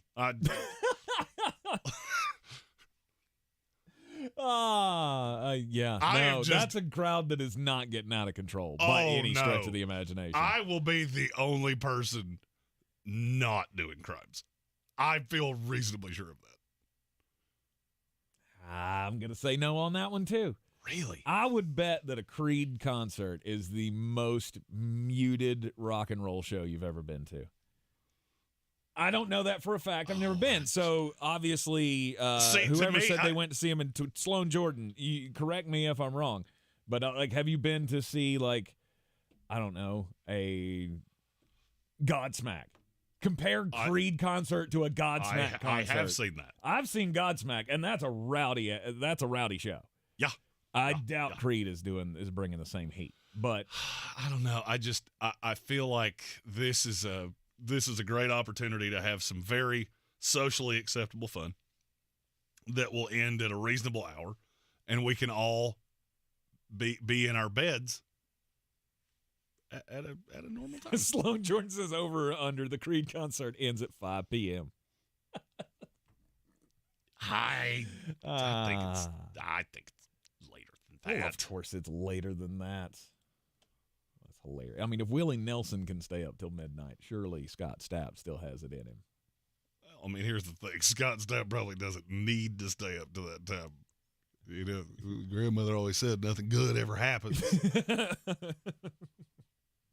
midnight, especially when you're in a city with me. I'm going through a sober January, so I'm ready to rock. Sober January? No boozes. Didn't you do this last year? I did. Didn't you last 3 days? No. Before you turned that around? I lasted like 2.5 weeks. This time I will last the month of January. Okay. Through the NFL playoffs. My liver hurt. Just hurt. All right. That's also one we got to mark down here. 1 month, no boozes for Jeremy. I'll make it. All right. We're taking side bets in the chat. Throw those in there in the YouTube comments. thesportsocracy.com. Click the live video link. Subscribe to the channel. Join us in the chat. We'll take a quick break. When we return, we'll continue breaking it down, everything that happened over the time while we were away. At Ingalls, we're proud to work with hundreds of local farms and businesses in the communities we call home. Not only does it ensure that you get top-quality, fresh items for your family table, it's a way for us to support the amazing individuals who pour their heart and soul into delivering the very best they can do. Quality, freshness, community, it's all in the bag. Ingalls, low prices, love the savings. If you're looking to buy, sell, or invest in real estate in the mountains, you need to call the agents at Clarissa Sells WNC, brokered by eXp Realty. Check us out online at clarissasellswnc.com. And did I mention that Clarissa Sells WNC loves teachers? We love teachers so much, we're giving back 25% of our commission at closing. For more information, contact us today at 828-774-6343 or clarissasellswnc@gmail.com. Even if you take excellent care of your teeth and gums at home, you still need to see a dentist regularly. And at Asheville Smiles, they have all the latest and greatest technology, which is so important because they are able to catch issues quicker and diagnose more accurately. Many dental problems, they don't even become visible or cause pain until they are in more advanced stages. So when you are thinking about 2024, you need to make sure that you think about your overall health and make that dental appointment. World-class dental care with a hometown feel. It's AshevilleSmiles.com. Yeah, my name is Mike Peterson, and I help people connect to healthcare. I like it because I'm really helping people. Actually don't cost them any money to use me, but I can make their life easier. I'm there for them all year, and I help them find the best coverage for them for the least amount of money. Because there's a lot of confusion, a lot of options out there, and what's important is to find the least expensive option that best meets your needs, and I can help somebody quickly hone in on that because that's what I do each and every day. Hummingbird Insurance. Visit hummingbirdins.com for a free consultation. Health insurance made easy. Don't go through another year with that awful joint pain. Call QC Kinetics right now and make 2024 the year you are back to living normal life again. QC Kinetics can give you your life back. They are the nation's leader in regenerative medicine. These are all natural treatments that can repair and restore that damaged tissue, giving you pain-free movement again. QC Kinetics has tens of thousands of satisfied patients around the country. People who had knee pain, back pain, shoulder pain, who were able to get long-lasting relief with no surgery, no drugs, no downtime. If you have pain from an old injury or pain associated with arthritis, you need to check this out. The future of medicine is here. Regenerative treatments from QC Kinetics. Make the call now so you can get the most out of 2024. Get back to doing what you love. And don't forget, you can use your HSA and FSA funds. Call QC Kinetics for a free consultation. 828-333-9517. 828-333-9517 in Asheville and in Greenville. 828-333-9517.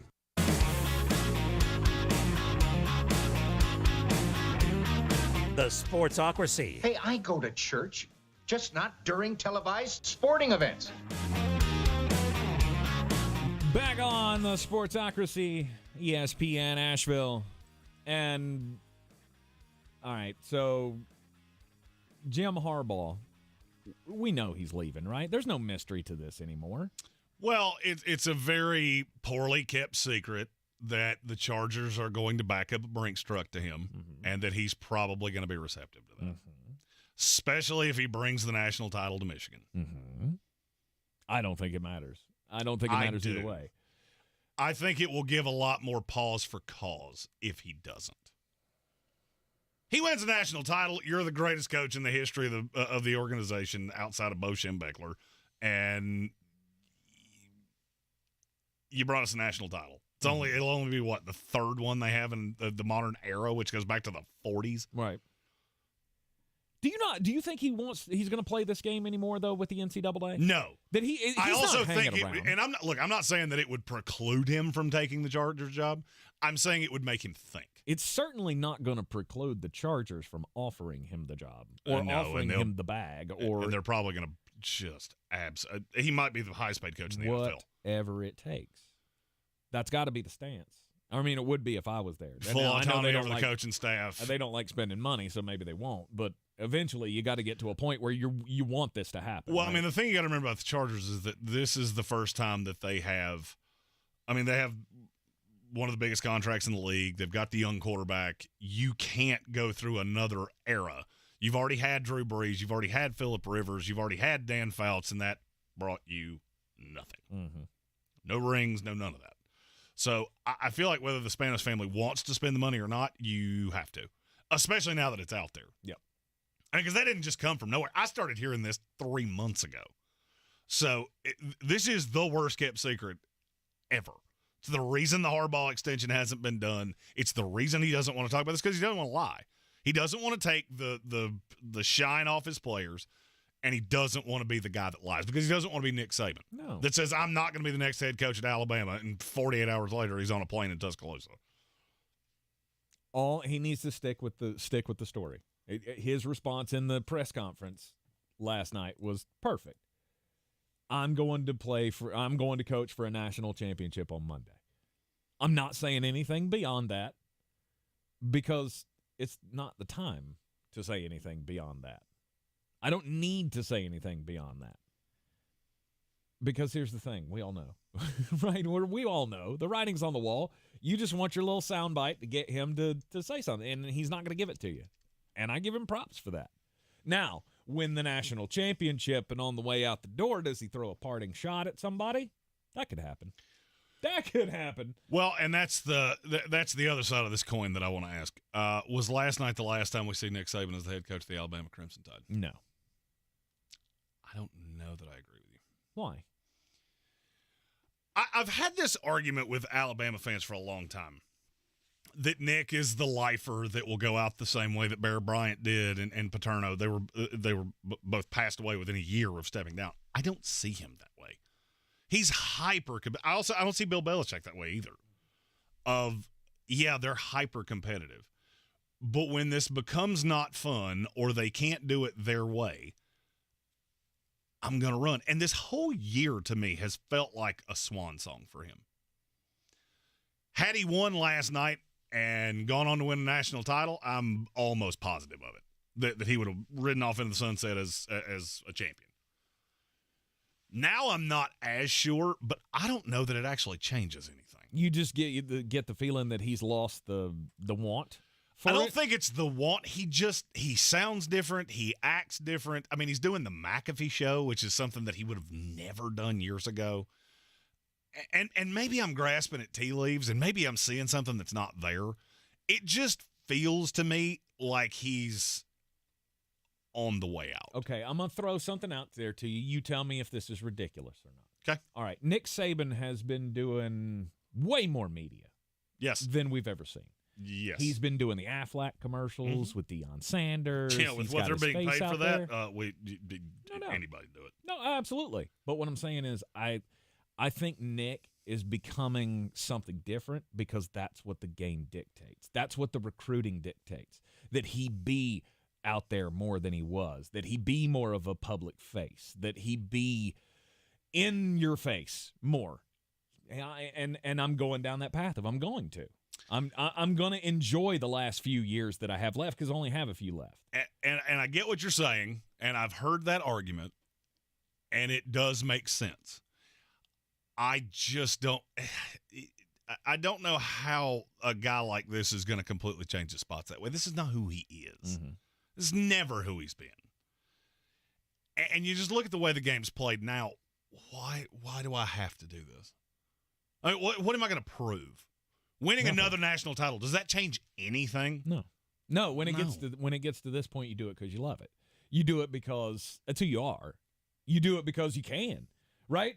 I mean, we've talked about the coaching staffs that he's put together over the years. He's always had great guys behind him, and you know what? Maybe he's finding a path where he can now be like the face of the franchise, the CEO guy. He doesn't have to be on the road all the time. And so you're asking a 70-year-old man to completely change who he is, and I just don't buy it. No, I don't think he's changing who he is. I think he's becoming this is late season Nick, right? This is now I have nothing to prove. Now I got nothing to say to anybody. He hasn't now had anything to prove for years. He hasn't had anything to prove for years. Yeah, maybe. But now it just even after the game last night, he sounded not like Nick Saban. Mm-hmm. And I don't know. It's something that I've picked up on all year long.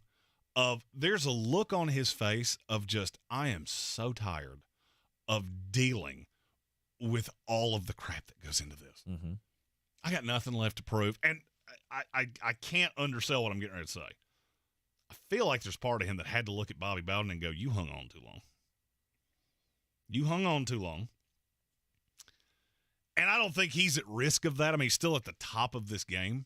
But you were talking about the staffs. The staffs have eroded every single year. Mm-hmm. This is the worst staff he's ever had, and it's not close. And do you want to keep doing that every single year? I don't know. I won't be shocked either way. Gambit fan asked, would he give himself another NFL shot? If he was going to do that, he would have done that 10 years ago. No. You don't step into that now. Mm-mm. At least I don't think you do. No, this is where I'm at. I'm happy with where I'm at. Alabama Crimson Tide, do or die. We're going to win in maybe 2 more national championships. Give him 2 more national championships and he retires. He can step away at any time. I just don't know that it's that simple.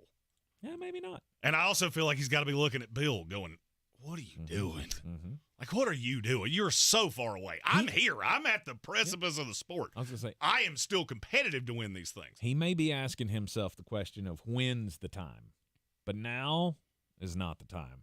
I won't be shocked. He was a couple of plays away from playing for another national championship. I think he's good where he's at. You're in the Sportsocracy. This is ESPN Asheville. Daily Draft is coming up next. This is your Exergen Temporal Scanner weather forecast on ESPN Asheville. Sunny skies this afternoon with seasonable temperatures, middle to upper 40s. Cold again tonight, partly cloudy skies, low to mid-20s. More clouds than sunshine for Wednesday. Temperatures tomorrow afternoon again, reaching highs in the middle to upper 40s. Rain, even snow showers Wednesday night as temperatures drop down into the upper 20s. Back to sunshine to finish out the week. Near 40 Thursday. We're in the low to mid-40s for Friday. I'm meteorologist Ken Boone at the Weather Channel.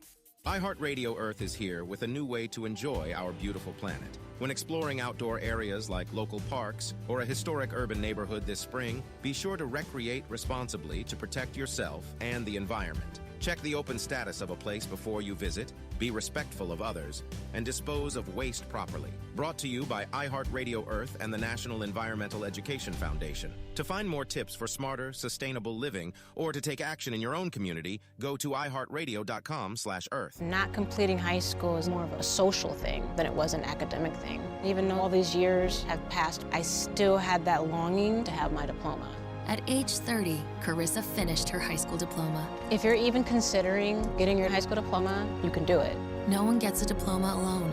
If you're thinking of finishing your high school diploma, you have help. Find free adult education classes near you at finishyourdiploma.org. That's finishyourdiploma.org. Brought to you by the Dollar General Literacy Foundation and the Ad Council. With all these new winners at the North Carolina Education Lottery Winners Club, we need to decide who's in charge. We need a top prize winner. We need someone who's good with words, like us crossword winners. If elected leader, I will extend the hours during which all winners can use the diamond-encrusted hot tub. Yes! New scratch-offs mean new winners. This month's tickets are packed with $130 million in total prizes. The Winners Club awaits. Must be 18 to play. Approximate overall odds of winning range from 1 in 3.22 to 4.51. Problem gambling helpline 877-718-5543. From the Ingalls Studios, this is ESPN Asheville, WPEK, W225CJ Fairview, WMXF Waynesville, and iHeart radio station. The Sportsocracy. It fires me up, man. I love it. Say it one more time. The Sportsocracy. Shake it back! Beer City's best sports talk. It is gross. Just earlier. They are mature, actually. You just have to get to know them better. Your lunchtime dose of dumbassery. Live from the Ingalls Studio. It is ESPN Asheville, 92.9 FM, 880 AM, 1400. The Sportsocracy is heard everywhere on the iHeart Radio app, seen everywhere on YouTube.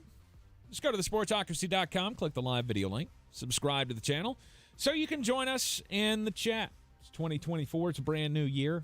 Got spiffy new graphics on the YouTube channel. Very nice. Yep, we're going with the black and white paint scheme. Yeah, like we've blacked out the logo, and it's New Year, and that's the beauty of sports. It's really all black and white.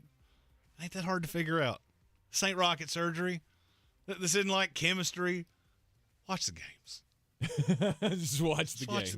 Just watch the games. You all come to the same conclusion that Jeremy does every time because we all see the games the same, right? No, we all can just agree that. I mean, look. We all know how I feel. There's my way, and then there's the wrong way. Indeed. And dare anyone go against you the go against me all you want to. It just won't work out for you. Percentages don't seem to be going very much in your favor. It won't work out for you very well. I mean, I'm just saying, scoreboard. Yep. Stock up, stock down from... Hell, the last 3 weeks, I guess. I don't know. We ain't been on for a while. So what's your stock up, stock down to start out the 2024? I think the easiest one is Baltimore. I'm going massive stock up to Baltimore. Okay.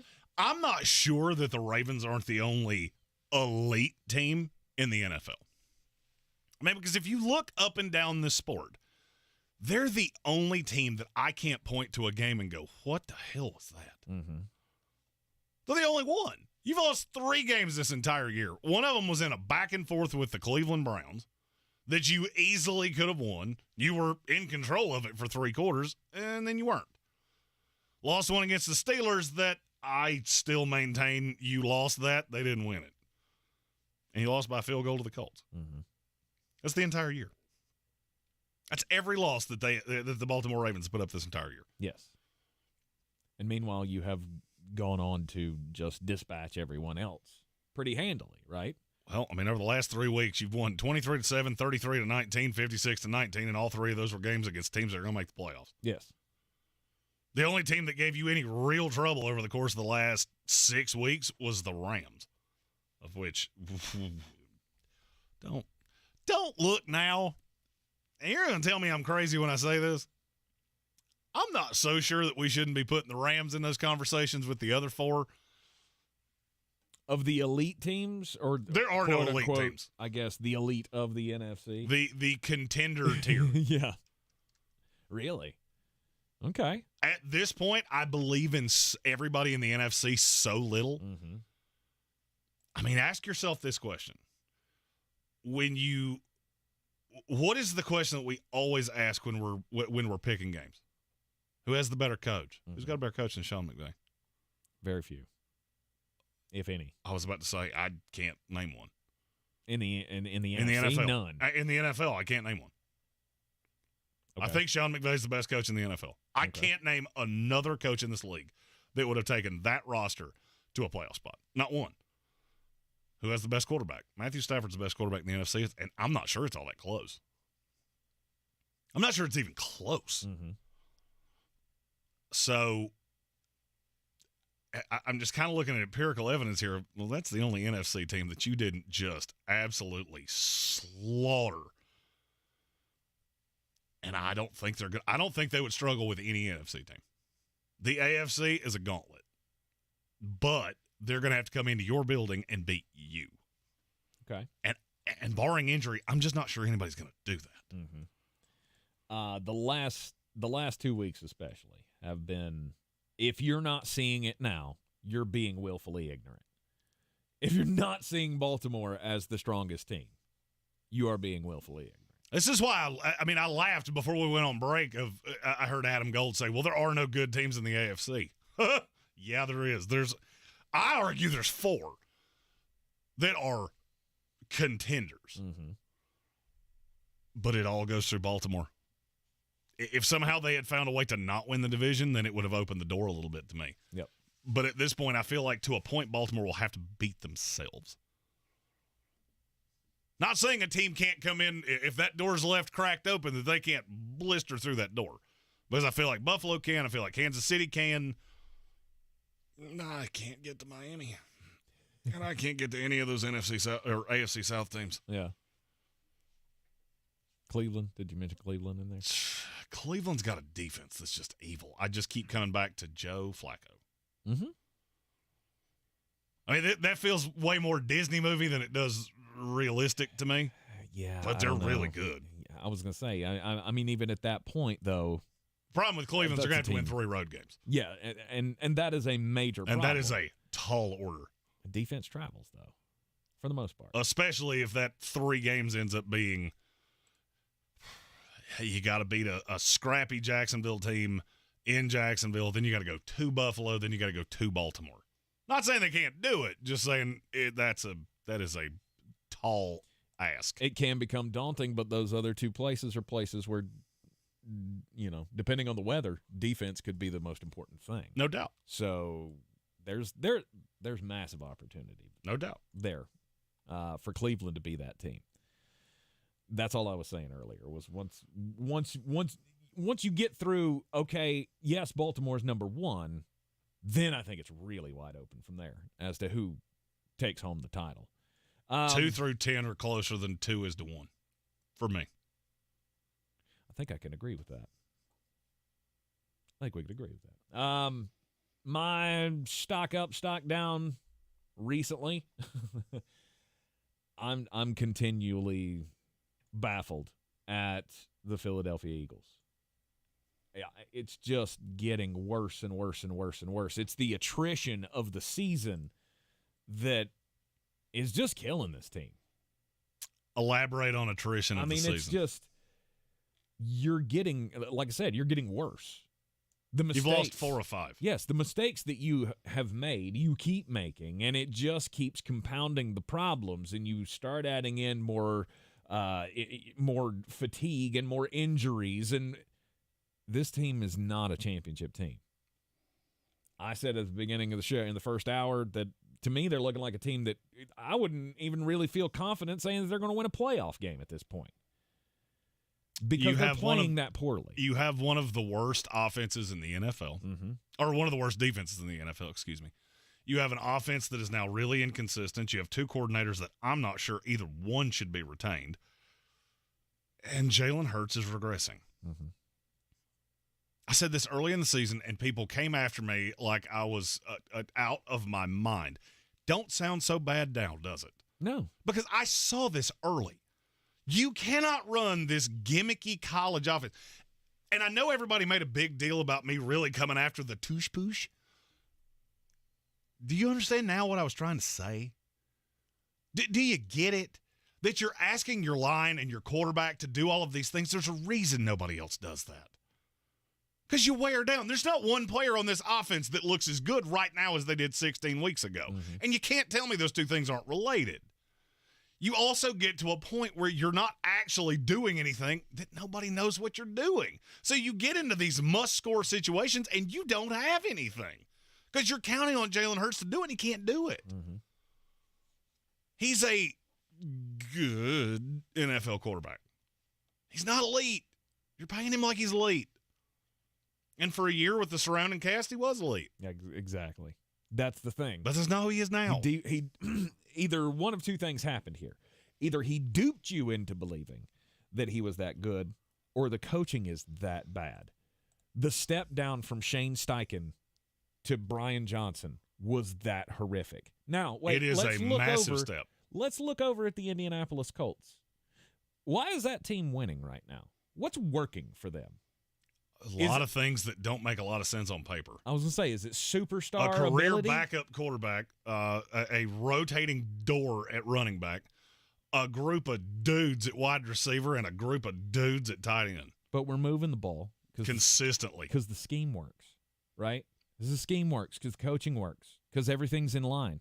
That's what Shane Steichen gave you last year that you don't have this year with Brian Johnson. And there's no amount of Nick Sirianni studying, cramming in the middle of the night like he's, a teenager preparing for the SATs that is going to get this Philadelphia team back to where it needs to be to win a Super Bowl, to win the NFC. They're good. Their talent is still good, but I don't know that they're going very far. And it's been the most disappointing thing to see over the last month of the season. It's you know how much I hard to believed watch in at this times. team. It is hard to watch. Now look, I'm not going to sit here and say I was some clairvoyant. I saw issues with the offense. The defense has gotten exponentially worse every single week, and I'm not going to lie, I didn't have that on the bingo card for this year. No. Because you've got more talent in the front seven than I think I've ever seen for a team that's this bad. James Conner just annihilated you with 4 insanely young offensive linemen, and they just ran it down your throats. Yep. I don't know that I've ever seen anything like it. Yep. And I think that the conversation needs to be had of, is this a top-down thing? Like from Nick Sirianni down. I'm not saying he's going to get fired because I don't think you can fire the guy a year after he goes to the Super Bowl. If I was behind closed doors and nobody heard me say it, I'm Jeffrey Lurie. No doubt I'm talking about it. Mm-hmm. I think this guy is a moron. I have thought he was a moron the entire time. This ain't new information to me. I think he was covered up by Jonathan Gannon and Shane Steichen. You hear him talk, and just some of the how do I say this delicately? Some of the things that come out of Nick Sirianni's mouth are a lot like that idiot guy that we all know that goes to the bar and gets in fights on Friday nights. Like, you've got this hubris that I don't really understand where it came from. And the more time goes on and the more time that passes, the more likely it is that you're going to get your arse kicked. And that's kind of where I think we're at. I think the league's figured him out. There is nothing original about this offense. Nothing.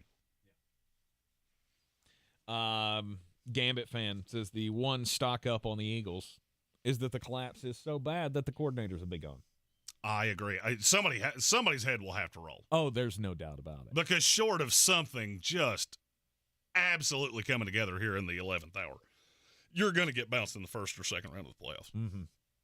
I don't see a playoff team that you can beat. I mean, the good thing is that you're probably going to catch Tampa. Yes. They'd be the 5 seed. I would feel way better about them if they were playing New Orleans. Actually, if they win this week, they still clinch, right? They still clinch the East. The Eagles. I don't think so. Is that not right? I don't. Am I not remembering that correctly? I'll look in the break. Yeah. I thought that was the case. That for now, Dallas is ahead, but if they closed it out, they would win the division. It's been absolutely nope. Dallas wins. They are the NFC East champion. All right, Dallas wins, and they're in. So there you go. That would be the breakdown then. You're going to be the 5 seed if Dallas wins, and then you're going to end up going either to Tampa Bay or to New Orleans or potentially to Atlanta. Can you beat either of those teams? Can we just cut the NFC South out of the equation? This would be so much more fun if there was no chance of the Falcons, Bucks, or Saints making the playoffs. Now, who that 7th team would be in the NFC, I don't know. The Seattle Seahawks. They're next in line. Woo! I was going to say they're the ones that are next in line even if you count out the division. So it wouldn't really help you out much. Let's bring in 2 more from the AFC. They deserve it. Go get the Brahmas from San Antonio. This is one time that I'm fair. It's not fair. Oh God, that felt gross. I have to go. I gotta go mouthwash or something. You're in the Sportsocracy, and this is ESPN Asheville. We shall return. Mountain Graphics have teamed up under new ownership by an Asheville native to better serve our community with the finest custom apparel and unique branded items at the best price. Showtime Sports and Mountain Graphics can customize whatever you, your team, business, or local group may need through high-quality screen printing, embroidery, and laser engraving right here in Asheville. Free personal delivery within Buncombe County and a reduced delivery fee anywhere in western North Carolina. Visit ShowtimeSportsAVL.com and MountainGraphicsAVL.com, your one-stop custom apparel shops. Running a small business is no small task. At Home Trust Bank, we work hard to prepare businesses for whatever tomorrow may bring. Your dreams are our business, and we have local experts who can help you plan for a successful future. Dependable guidance you need, and service you'll appreciate. At Home Trust Bank, we take your small business banking personally. Visit your local Home Trust branch or anytime at htb.com. Member FDIC. If you're looking to buy, sell, or invest in real estate in the mountains, you need to call the agents at Clarissa Sells WNC, brokered by eXp Realty. Check us out online at clarissasellswnc.com. And did I mention that Clarissa Sells WNC loves teachers? We love teachers so much, we're giving back 25% of our commission at closing. For more information, contact us today at 828-774-6343 or clarissasellswnc@gmail.com. Are you a business owner, CEO, or responsible for marketing? If you are, iHeartMedia can help you reach your goals and find new customers. We reach more consumers in your target area than anyone else, and we can give you access to those potential customers more cost-effectively across radio, digital, podcasting, and social. We'd love to show you how iHeartMedia can work for you. Get started today at iHeartAdvertising.com. That's iHeartAdvertising.com. Not completing high school is more of a social thing than it was an academic thing. Even though all these years have passed, I still had that longing to have my diploma. At age 30, Carissa finished her high school diploma. If you're even considering getting your high school diploma, you can do it. No one gets a diploma alone. If you're thinking of finishing your high school diploma, you have help. Find free adult education classes near you at finishyourdiploma.org. That's finishyourdiploma.org. Brought to you by the Dollar General Literacy Foundation and the Ad Council. Yeah, my name is Mike Peterson, and I help people connect to healthcare. We really help people because people are confused out there. They don't understand what their options are. They're often misinformed. They often have opinions and ideas that are inaccurate, and we can really help them simplify things and make sure they get accurate information and get what they need. We help everybody. Primarily, we're mainly helping folks who do not get their health insurance through their business, but we also help businesses get health insurance. So really anybody in the community, anybody in North Carolina, we're helping figure out what their health insurance options are. Hummingbird Insurance. Visit hummingbirdins.com for a free consultation. Health insurance made easy. The free iHeartRadio app has over 100 commercial-free stations waiting for you to explore right now. Like Alternative Rewind, where alt rock began. R.E.M., The Cure, Depeche Mode, Pretenders, Talking Heads, and more.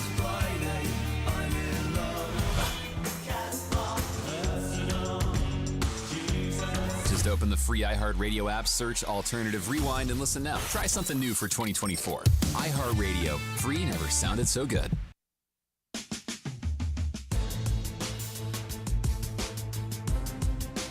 The Sportsocracy. Why are you smiling? Because I love football. We got 1 week left in the regular season in the NFL. And then it's time. The gift-giving season is upon us again. Oh, Draftmas Tree. Oh, Draftmas Tree. How lovely are thy prospects. Playoffs are right around the corner, and we've got the national championship in college football coming up next Monday. Michigan and the Washington Huskies. Next Monday, also the start of the Daily Draft. Indeed. Our NFL Draft podcast. So excited. So excited to talk draft every day. All the prospects coming your way. And what will what is it called? Drafty Clause. What will Drafty Clause drop in your stocking? So good. So good. Cannot wait. We're doing stock up, stock down, obviously, from the weekend, but it goes much beyond that since we've been off for a while. I went Philadelphia Eagles stock down for my first one after he took Baltimore stock up, which was the right one to do over the last 2 weeks. I don't know that there's ever been a team in the history of the NFL that has announced their presence with authority more than the Baltimore Ravens have over the last 2 weeks. And I'm sure that you have all figured out that the stock up, stock down will be taking the third hour because, well, we were gone for 12 days. Yes. Had a lot to catch up on. It's a lot to talk about. For me, there are so many close ones here, but I want to go another stock down, and I want to do a stock down for the NCAA. Oh! Just as and it's because of our game, Jeremy. It's because of the Georgia-Florida State game. It was just a wonderful example for everyone of just how meaningless the rest of the bowl schedule is and just how much the NCAA needs to do something. And Kirby Smart did this on purpose. Yes. If you didn't hear him after this game, he basically told you, we poured it on them solely because we could, and then we backed off because we started to feel bad. And the NCAA needs to see this. Absolutely. Because this wild, wild west of go ahead, and then I got a little rant I want to go on. Because Kirby is right. Right? He got up on the podium. I told my wife at halftime, when he was going in to the halftime locker room and they stop him on the field to do his little update before he goes in and gives the boys a speech, to me, it looked like he just wanted to leave. He did not want to be there anymore. They asked me, how do you feel about your team's first half? And he was just like, you know. And what I think he really wanted to say was, I feel bad for Mike. Because that was the tone that he gave me, was this sucks. We're winning 42-3 at halftime, and it sucks. None of us want to be here in this scenario. It's bad for all of us. This is not Georgia flexing their muscles against a team that shouldn't have been in the college football playoff. No, what this was everyone. Florida State's the perfect example of what is wrong with the postseason in college football. I know it's all going to change next year, but it won't, because there's still going to be 30 other bowl games that you're going to try to squeeze in there and make people interested in. Yeah, here's what everybody wanted to talk about Florida State. Nobody wants to talk about Utah State. Nobody wants to talk about Syracuse. Nobody wants to talk about, Rice. Nobody wants to talk about UNLV. Nobody wants to talk about Louisville. All these teams, you know what they all have in common? North Carolina. They were all absolutely murdered by the transfer portal. Murdered. It is pathetic that we're putting on bowl games that companies are actually spending money to advertise on that are completely unwatchable football. Because I am so tired. I said in the first couple hours that really going to be steering into everything that Jeremy is. And so that means that the bad guy is going to make an appearance every now and then. I am so tired of this entitlement society that we live in where nobody's been told the word no. Because guess what? That's part of life. And the NCAA has to put their foot down at some point. They have let student athletes trample them like a herd of stampeding bulls for years. And guess what it got you? Unwatchable football. Florida State should not have been on the field. They had wide receivers running reps as running backs. They had guys playing positions they'd never played before in their lives. It is irresponsible, and it is stupid. Stupid that you would subject teams to this because you're too dumb to figure out that the transfer portal should open after the bowl season.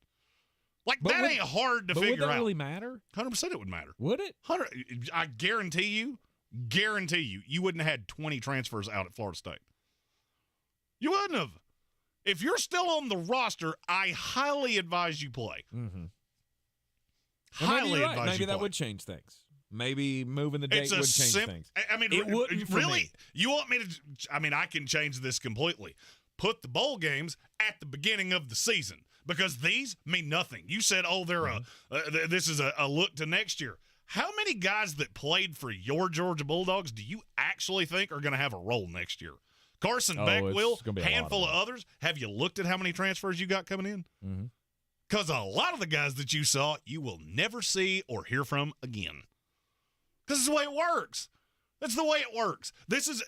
I have gotten to the same point with college football that I have gotten with the NBA of you're so dumb that you cannot figure out that you should have free agency before your draft, and it screws up everything. This is a really simple fix, and it has been for many years. That's the reason that when you watch the NBA draft, you get all these guys that get drafted and they have the wrong hat on, because since we have the draft first, we can't finalize trades because the league year hasn't started. So you get into this absolute stupidity of a guy that we all know is going to play for the Blazers is wearing a Magic hat. That's how stupid this is, too. You're playing bowl games where some of these teams don't have enough players to even field a competitive roster. The Florida State-Georgia one was the worst of all. And I thank Kirby Smart for proving the point. I also think the NCAA is so absolutely out to lunch and pathetically ill-prepared to deal with what they're dealing with. I don't think you're going to fix it. I think it gets worse. Yeah. I don't know that they feel like they have an option, because I really don't know if it's like the players got a win and they just went, you know what? They're just going to win every time we come up against them. So we just Wild Wild West. Yeah. Who cares? Just let them do whatever they want to. The transfer portal window, though, I don't know if I was a top athlete if that would stop me. Right? Because I mean, we've talked for years about how high-end prospects, they don't play. Well, in these there's bowl a way games to fix if all they of don't this. matter. We've done that for years, but now it's to a point where all of these guys are sitting out because they're looking for the next thing. They're looking for their next deal or whatever at their next school. I don't know that would change anything for me. There's a way to fix all of this. Seth Greenberg said it sitting directly in front of me a year and a half ago. Yep. Contracts. Oh, yeah. You are employees of the school now. That is what you all wanted. Well, guess what? There comes a negative to that, too. Of you don't just get to trample me. We overload you with money, and then you go find another suitor that's the highest bidder. Cam Ward. Let me tell you a little background story about Cam Ward and why that story is so weird. Ohio State, it was done. Ryan Day went to Cam Ward and said, we will give you, I've heard it was $5 million. I don't know that that's true. I've heard different numbers. 5 is the one that's been the most consistent. Well, then the Buckeye Collective they refused to cut the check. They wouldn't pick up the tab. So now Cam Ward has to go look at Florida State. He has to go look at Miami. Florida State, I believe, was the only visit he actually made. But there was some interest with Miami, Florida State, couple others. And you know what he was looking for? The same amount that Ohio State offered him. And when he couldn't find that because Florida State didn't offer it, that was what he was waiting on. He went, screw it, I'll go pro. Yep. And he'll be I think he's my 4th quarterback in this class. I have him ahead of Penix. I have him ahead of Bo Nix. So he went, you know what? I'll go get paid up there. Yeah. Meanwhile, you hemmed up Florida State. You hemmed up Miami. Now Miami has to go all in on Malachi Nelson because they don't have another quarterback. They have nothing. That's how stupid this has gotten. It's real simple. College athletes, you got what you wanted. You're paid. You're paid, and you're no longer starving college students and all those things. Well, guess what? There's a downside of that, too. Because when you make this kind of money, we kind of have some rights here, too. And until the NCAA takes it back, none of this matters. Transfer sitting out a year, all of it, none of it matters. Yes, a transfer should have to sit out a year. You're never going to get it passed. You will beat this drum for the next 10 years. Much better way. In any business where you make this kind of money, you are under contract and you are not allowed to just freely go anywhere you want to solely because you want to. I hate to explain. I mean, I hate to be the bearer of bad tidings here for people that are under 25 years old. The way the world currently works is not the way the world currently works. Oh, I want $20 an hour. Well, you're not worth $20 an hour, and I can actually get a robot that can do the same thing for nothing. I have to pay it to buy it, and then it can replace you. That's the stone cold hard truth. College football players, it's not that way. It's not that way. But I've still got some rights. I'm still paying millions upon millions upon millions of dollars to field a competitive team. At some point, the smart guys in the room are going to band together, and no, I don't think that's the NCAA. Nope. And they're going to figure out contracts. Yep. It's so simple. Mm-hmm. It's so simple. Mm-hmm. I'm pretty sure the brain trust with the SEC and the Big Ten can look at that and go, yeah, we could do that. Hey, coming. NCAA, you good with that? We're going to start doing this. Oh, you don't like that? Guess what? We don't need you anymore. It's coming. And let me I'll take the shot across the bow. Florida State will be out of the ACC within 18 months. Yes. And as soon as they are, the hangers-on that can attach themselves to them going to the Big Ten, and no, I don't know how that's going to work because they won't take Clemson. Clemson's not an AAU school, so this is not a path for you. The SEC is not a path for Clemson. So I don't know what happens to you. Somebody's going to have to bend, and I'm not sure that it's not you. Mm-hmm. Then the ACC will die. The Big 12 will die. We will have two conferences that actually matter. And then maybe you can actually get some kind of progressive change. Because the NCAA is so pathetically broken that as long as you're attached, this ain't getting better. Well, you get the one thing that many of us following the sport for the last, 20 years have been saying, it's a business. Treat it like a business. Run it like a business. And then maybe you'll get somewhere. And we're working our way toward that. The problem is the NCAA has screwed up at every path here, and now it's just out of control to where they're forcing. See, like the ACC or college football forced Florida State to leave the ACC, the NCAA is forcing these programs, the Big Ten and the SEC, these conferences, to govern they're themselves. forcing them out. They're forcing them out. We can no longer live under your rule because you don't get it. We do. So we'll run it. Mm-hmm. You're in the Sportsocracy. It's ESPN Asheville. This is your Exergen Temporal Scanner weather forecast on ESPN Asheville.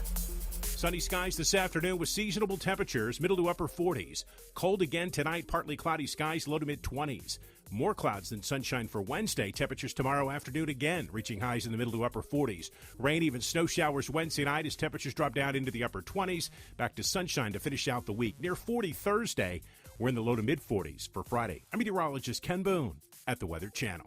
This report is sponsored by Lowe's. At Lowe's, save big every day when you buy in bulk. Save 15% on select Sanctuary by green fiber blown-in insulation when you buy 30 or more. Lowe's knows savings, Lowe's knows pros. Selection varies by location while supplies last. Discount taken at time of purchase. See sales associate for details. With tens of thousands of satisfied patients across America, it's no surprise QC Kinetics gets 5-star reviews. I'm feeling on top of the world because of QC Kinetics. I'm able to do the things that I wasn't able to do for a long time. I can recommend them highly. I would recommend QC to anybody. QC Kinetics has changed my life. I couldn't believe it. I honestly was skeptical, but the pain went from a 10 to a 0. Real people with real lasting relief from joint pain. QC Kinetics Regenerative Medicine is regenerating me. I was super successful, and I recommend everyone seek out QC Kinetics as an alternative to surgery. This non-surgical approach is definitely the future. I tell as many people as possible. I am an ambassador. I love QC Kinetics. QC Kinetics, the nation's leader in advanced regenerative medicine. No drugs, no surgery. Call QC Kinetics now for your free consultation. Call QC Kinetics, 828-333-9517. That's 828-333-9517. 828-333-9517.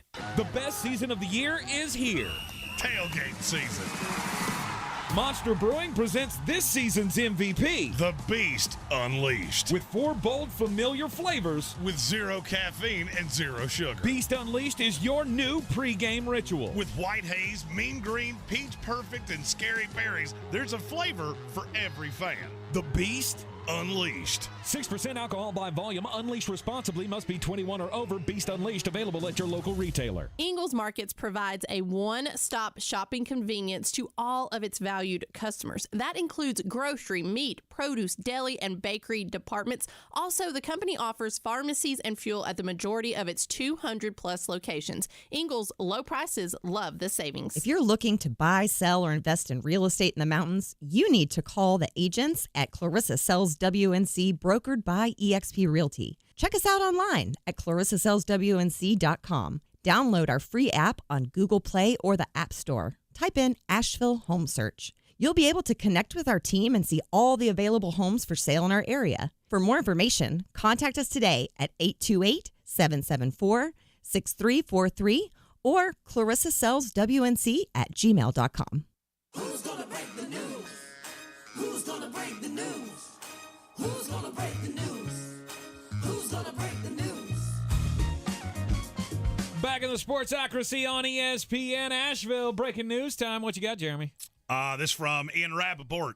Four-time Pro Bowl running back Dalvin Cook and the New York Jets have mutually agreed to part ways, allowing Cook the opportunity to play for a playoff team.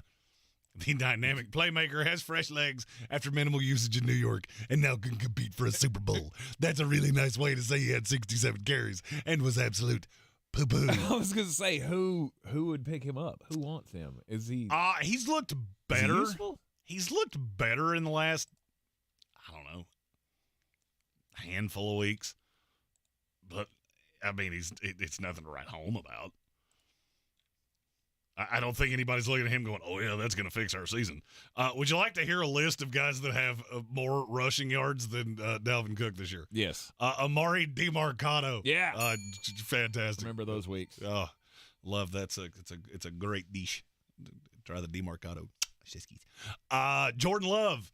Chris Rodriguez, who is the fourth running back in Washington for much of this year. Bryce Young. Clyde Edwards-Helaire. He's right behind him is Kyler Murray, who's played 7 games all year. He's a good, savvy veteran. Keaton Mitchell has 100 and math is hard. He has 180 more yards. Who? Keaton Mitchell. Oh, Keaton Mitchell. Yeah, he played 8 games. He had more yards than Dalvin Cook in 6 quarters. New York Jets football coming at ya! I thought you said Keith Mitchell for a minute. And I went, yep, Keith Mitchell, he probably could outrun Dalvin Cook. Josh Dobbs has played for 3 teams this year. He has more rushing yards. Oh. All those bright hopes that you just watched float away one by one. This is the last one, right? This is the last. We're going to do you a favor, Dalvin. We're going to let somebody else pick you up. Yeah. Did you smile a lot when you said that? Were you was like Joe Douglas like laughing with? So here's the thing. We're going to let you go. Yeah. Because Israel Abanikanda is better than you, and we don't need you to go lose to the Patriots. He can't even hold on to the ball, and he's better than you are. Yeah, man, it's fun being a Jet. Yeah, my life is so fulfilling. Still not ready Football-wise. to switch, though. What? Still not ready to switch, though? No. Good God. You're never allowed to switch your NFL team. Of course not. You can only switch teams in those god-awful other sports that have lunatic owners and things like that. But not in the NFL. No. Because lunatic owners don't exist in the NFL. Oh, wait. Well, there's one. We might get to that in a second. We're still in the middle of the stock up, stock down from the last few weeks here. A lot to say on lots of things. So Jeremy's Baltimore Ravens was stock up, number 1. I went stock down for Philadelphia, who is in the middle of a horrid collapse, and stock down for the NCAA because their other bowl games are terrible. What is your next selection, sir? My next one is a big old stock down to all NFL officials. I swear to God, it's like you're trying. How in the world are we having this many games that are directly decided by officiating? Do you realize how bad that Lions call actually is? And now allow me to go back a step. The 2-point conversion that they called back because they had the wrong player that reported would never have happened had they called a trip appropriately earlier in the drive. But you missed that too. I don't know what the solution is. I really don't. The eye in the sky, yeah, it comes with its own little set of issues. I mean, you got to get the calls right, especially when it's this unbelievably obvious. And it happens on every level. The college games, the 2 that I watched, I even saw it there. Mm-hmm. The first half, Texas fans had every right to boo because it was pitifully one-sided. I'm not saying Texas didn't do it. Just saying it happened on the other side as well. Right. Something has to be done about this. And, I'm being the millennial that's giving you a problem and I'm not giving you a solution because I don't know one. It's not my job. My job is to say that right now at every layer of football, we have a problem. Huge problem. Yes. And here's the thing. We continue to say it every time we talk about this. You have all the capability not to have these problems. You have all the capability. You're always going to have many eyeballs? Some problems, but this is a dumb level. But how many eyeballs did you have on that game? Right? You had everybody, every mover and shaker, every shot caller, everybody who's ever probably written legislation for the rule book that's still alive was watching that game. Every football expert had their eyes on it. And for some reason, you can't get the simplest of calls right. Like me and my wife got into a discussion about how much one play actually matters in a game. Alabama's punting. Michigan runs right into him. They never called it. And that is a 5-yard penalty. Should have been a first down. Now, it didn't end up mattering, right? It would have mattered more if Michigan had gone down and scored and changed the game, but they got it back. But that's how one little play can change things. Yeah, if you want that running into the kicker call, you're going to have to get me a kicker that's not sitting there with the pirouette like he's in the middle of Swan Lake, okay? You ain't got to hang that leg up there for 15 seconds. Calm down. All right, I heard Pat McAfee too. Yeah, I get it. Oh, by the way, every punter that gets breathed on, I really don't need to see you lay there like you had been shot. They're soccer players. He touched your leg. Oh, it's broke. Yep. 7 plays later. Sell the call. I'm back. Yeah. Sell the by call. the way, flopping should 100% be a call. No doubt we should bring that in. Flopping is a call. Whew, there's so many here that I want to take. You know what? Denver Donkeys brought this up. Big money quarterbacks with mediocre talent. Big old stock down. Hey, Russell Wilson, you remember before the break when I kept saying, hey, Denver, this is fun. We're doing stuff. This is not sustainable. Do you know they haven't won a game all year that they didn't win the turnover battle? Not one. Really? Not a game. Okay. Haven't lost a game where they won it. That has nothing to do with Russell Wilson. They're sitting him down, and they're saying all the right things about, it was the play, it was the – Jared Stidham was a disaster. Mm-hmm. I'm not sure that he won't be better in a week. I don't know. But that was Sean Payton undeniably saying Russell Wilson's not the answer. Yep. And I don't know where he's going to be the answer. I'm not sure that he doesn't turn into like the Matt Ryan of, I still want to play. Cool. Nobody wants you to play for them. Mm-hmm. By the way, have you looked at the list of cap numbers for quarterbacks next year? No. This is it in order. Deshaun Watson, Dak Prescott, Pat Mahomes, Kyler Murray, Matthew Stafford, Daniel Jones, Josh Allen, Derek Carr, Russell Wilson, Lamar Jackson. How many of those teams do you think feel really good about where they're sitting? What was that, 4? Lamar Jackson, I would say yes. Josh Allen, I would say yes. Pat Mahomes and maybe Stafford? The thing about Stafford is if it starts to slide, it's going to slide quick. Right. And he's making $50 million next year. Mm-hmm. Just saying, stop paying elite money to mediocre quarterbacks. This is not hard to figure out. This is kind of like the federal government, all right? I worked for the government many years ago. They spent thousands of dollars on a door. Door has 3 jobs. Open, close, and lock. It didn't do 2 of those. Don't need to spend thousands of dollars on a door. Yep. A lot of doors. There has to be a break somewhere, right? Everybody can't keep getting the biggest contract. Baker right? Mayfield, that's the break. Absolutely. Hey, Tampa Bay, if you do it, you will regret it. Oh, they're going to. Immediately. There's no doubt about it. I know. They're going to. I know. I told you this in the offseason. You're just now coming around to my way of thinking. Yeah, but, you know. This would be a great time for that Michael Caine line from Batman. What? Why do we fall back away? So we could get back up. I had my hopes. Oh, I'm going to make a video of that because I'm a jerk. I had my hopes set pretty low, and unfortunately, Baker Mayfield has shattered those hopes. Cleared even the lowest of bars. Exactly. All right. Stock down for big money quarterbacks for Jeremy Green. With mediocre talent. The good ones are still fine. Yes. I will go, since you haven't done it yet, I will go stock up for Jim Harbaugh, the Michigan Wolverines. Let's go. Go Blue. No doubt about it. Am I the only one that finds myself rooting for Michigan? No.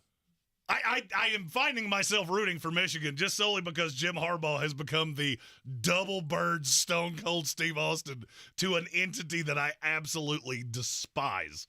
I feel like this has been the best thing that Jim Harbaugh has been good at in his coaching career. I mean, and the players love it. The one thing he's been great at is playing the heel. He has played the heel better than anybody else. So you're telling me he's the Razor Ramon of the NCAA? He absolutely is. Say hello to the bad. He is the bad guy of the NFL, or of college football, and soon to be the NFL, because that's exactly where this is going. And he's proven a point. He and the rest of the Michigan Wolverines are proving a point. We all came back for a reason. We've had one stated mission all year long, and despite all of the other things that you can throw at us, whether they're warranted or not, I'm not saying they're not. I'm just saying you have galvanized them. They have a rallying cry to do this together, and they're going to. And they're all going to do it together, and they're all going to give the double birds on the way out the door. All of them. J.J. McCarthy, Jim Harbaugh, Blake Corum, all of them. It is going to be win the national championship, and then hopefully Michigan can put the pieces back together next year. Because now you got to go find the coach. Now you got to retain all the people. We'll see. Gambit fan has a good point. Razor Ramon was a terrible heel. He couldn't get booed to save his life. Way too cool. That's a great point. That's true. Razor Ramon had way too many fans. You know who else had that problem? $1 Million Man Ted DiBiase. And he did. A little foreshadowing for tomorrow's show. You'll want to tune in here on ESPN Asheville. Stock up, stock down. I'll go, like I said, stock up for the Michigan Wolverines, who are on their way to win a national title.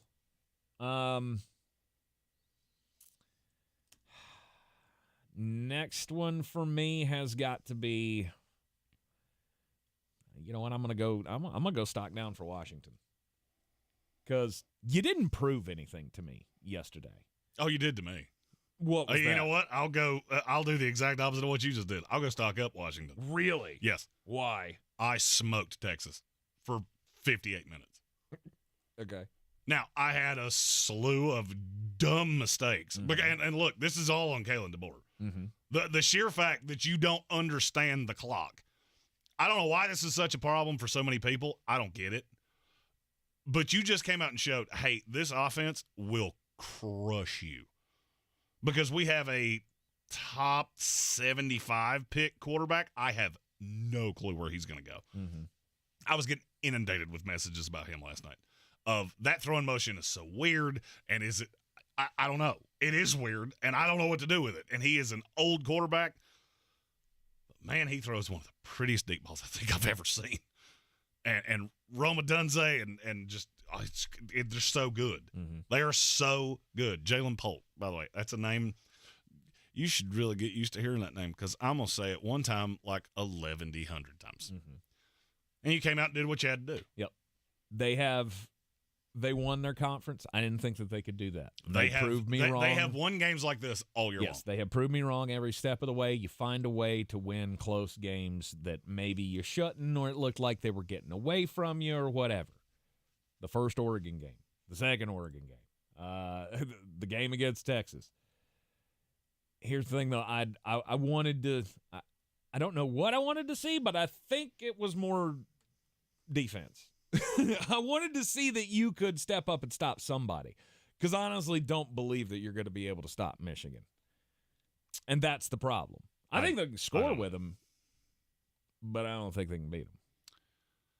And my next one will be a can I take both of mine here? Because I want to say stock up and stock down to the same entity. Mm-hmm. The Chicago Bears. Hey, congratulations. Your team looks really competitive. And now not only are you going to bring back Justin Fields, you're also going to bring back Matt Eberflus, which, yep, that sounds like a brilliant idea. This team has Super Bowl written all over it with a mediocre quarterback and a dumb head coach. But you know what? We won some games against the dregs of the world. Hey, I think I saw this happen one time before. Oh, wait, I did. It was with the New York Jets and Adam Gase. Enjoy that. But enjoy the wins. The wins are fine. You look like a serviceable NFL team. Good for you. So who was that? Chicago Bears. Stock up and stock down. Yeah, I took them both. Mm-hmm. Names on the door. I do what I want. Okay. All right. Fair enough. And then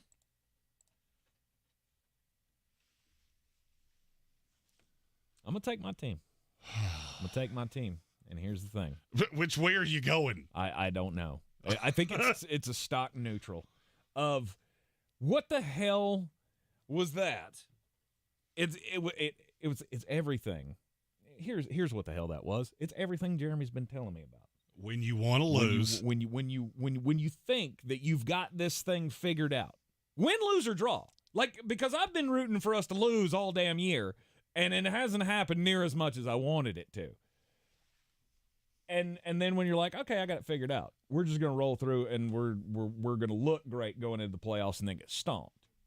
No, that's not the case. You're gonna come out and you look terrible against the New Orleans Saints because you had to. It happens every year. You should know that as a Tampa Bay Buccaneers fan. And then this week just sets up for the perfect letdown. It's the perfect letdown for the perfect season. If you had just wagered against the Bucs, take what they wanted out of a game, because you came into the season trying to get the draft pick, Baker's a stopgap. If you had just bet against what Tampa Bay wanted over the course of the year, you would be a millionaire right now. Because you started with 2 wins. Mm-hmm. Oh, now we got to hope. Best team. Baker, smashed by the Eagles. Come back out the next week, beat the Saints. Best team in the division. We're winning the division. 4 losses in a row. Mm-hmm. Then you're going to win. Tennessee Titans. Still not there. And then you reel off 4 of 5. Yep. Tampa Bay Buccaneer football. Woo! Fire them cannons, by golly, put more powder in them things. So much fun. And they got a chance to win the division in Charlotte this weekend. And, we'll see where it goes from there. Pounded in the first round of the playoffs. Somebody said, what am I going to do when Baker throws 5 tutties against the Philadelphia Eagles in the playoff game? I'm going to do the same thing I've done every time he's played well this year. Laugh. And bang my head against the wall because I know exactly where this is headed. This is headed to a $40 million a year contract that is going to drive this team further south. It's time. It's time. I'm angry. All There's things that have perturbed me, and they're talking about them in the chat. And now I'm going to yell about them. You're in the Sportsocracy. This is ESPN Asheville. We're back counting down to kickoff. Let's look at today's 3 keys to premium pre-gaming with Beast Unleashed, presented by Monster Brewing. Number 1, beat the heat. Unleash the beast with bold, familiar flavors, 0 caffeine and 0 sugar. Number 2, running the option. There's 4 to choose from: White Haze, Peach Perfect, Scary Berries, and my personal favorite, Mean Green. And number 3, at 6% ABV, Max Protect. Always drink responsibly, and you must be 21 or over. Beast Unleashed, available at your local retailer. Running a small business is no small task. At Home Trust Bank, we work hard to prepare businesses for whatever tomorrow may bring. Your dreams are our business, and we have local experts who can help you plan for a successful future. Dependable guidance you need, and service you'll appreciate. At Home Trust Bank, we take your small business banking personally. Visit your local Home Trust branch or anytime at htb.com. Member FDIC. If cleanliness is next to godliness, look around the car right now. Is that very godly? Look, life comes at you fast, but so does WNC Auto Detailing. They have the tools to make your interior look like it's coming off the showroom floor. You don't believe me? Check them out on Instagram. All that filth and years of stains disappear. WNC Auto Detailing does full interior and exterior details with paint correction, and they do wax and ceramic coatings. Call WNC Auto Detailing at 455-3700. Premium care with a Southern hospitality touch. Finding great candidates to hire can be like, well, trying to find a needle in a haystack, but not with ZipRecruiter. Its powerful technology actively finds and invites qualified candidates to apply to your job. So while other companies might deliver a lot of hay, ZipRecruiter finds you the needle in the haystack. See why 4 out of 5 employers who post a job on ZipRecruiter get a quality candidate within the first day. Try ZipRecruiter for free at ZipRecruiter.com/free. That's ZipRecruiter.com/free. Dirty perky shark back flat. I'm as mad as hell, and I'm not gonna take this anymore. Shark back flat. Morton Phillip. Let the hate flow through you. It's not been a great year to be a Washington Commander. You've already fired your coach, you're 4-12, and you've got a lot of things that are going wrong. The one thing that I have seen over the course of the year that I do believe is a reason for some form of optimism is Sam Howell, which made it all the more damning when a report came out over our little Christmas break that the Commander's brain trust is really high on Caleb Williams. Okay, you got to compartmentalize this a little bit. I don't even know who the GM's going to be, and I don't know who the coach is going to be. So take all that with a grain of salt. Josh Harris has never shown himself to be the real meddling owner, so I struggle to believe that this was anything more than a made-up story trying to get clicks. However, there could also be some truth to it, because Caleb Williams is going to be one of the toughest prospects I've ever graded to figure out where they're going to go. Because watching Bryce Young struggle with a terrible supporting cast is really a buyer beware about trading up for the number 1 overall pick. Then it gets kind of hard to find a spot for him to land, which means he could land right in the lap of Washington. And this would be me imploring you, don't take the easy way out. No quarterback can win with that line. Sam Howell, had it not been for a couple benchings, couple bad games, couple injuries, there'd be a chance he would be breaking the NFL record for the most sacked quarterback in the history of this league, because that line is terrible, your weapons have been awful, and your defense is completely bereft of talent. Instead of trying to fix a problem you don't have, you might want to take time to fix the 84 problems that you do have. And you can do that by taking one of the elite offensive tackles in this draft. Their names are Joe Alt and Ola Fashanu. That should be your draft board. End of message. Repeat the line. I'm mad. This is your Exergen Temporal Scanner weather forecast on ESPN Asheville. Sunny skies this afternoon with seasonable temperatures, middle to upper 40s. Cold again tonight, partly cloudy skies, low to mid 20s. More clouds than sunshine for Wednesday. Temperatures tomorrow afternoon again, reaching highs in the middle to upper 40s. Rain, even snow showers Wednesday night as temperatures drop down into the upper 20s. Back to sunshine to finish out the week. Near 40 Thursday. We're in the low to mid 40s for Friday. I'm meteorologist Ken Boone at the Weather Channel. At Mattress Firm's once-a-year sale and clearance, you can save up to 60% on select mattresses. Plus, score a free adjustable base on qualifying purchases. Here's to better sleep in 2024. The right mattress matters, and Mattress Firm will find yours. Our state's future begins with our students. That's why the North Carolina Education Lottery has contributed over $10 billion to education. Through scholarships, school construction, support staff, and pre-K programs, lottery dollars move our state forward, helping students become the best versions of themselves. Visit movingncstudentsforward.com and share how your student or school community has benefited for a chance to earn $2,000 for your story. Must be 18 to play. Problem Gambling Helpline 877-718-5543. My brother-in-law died suddenly, and now my sister and her kids have to sell their home. That's why I told my husband we could not put off getting life insurance any longer. An agent offered us a 10-year, $500,000 policy for nearly $50 a month. Then we called SelectQuote.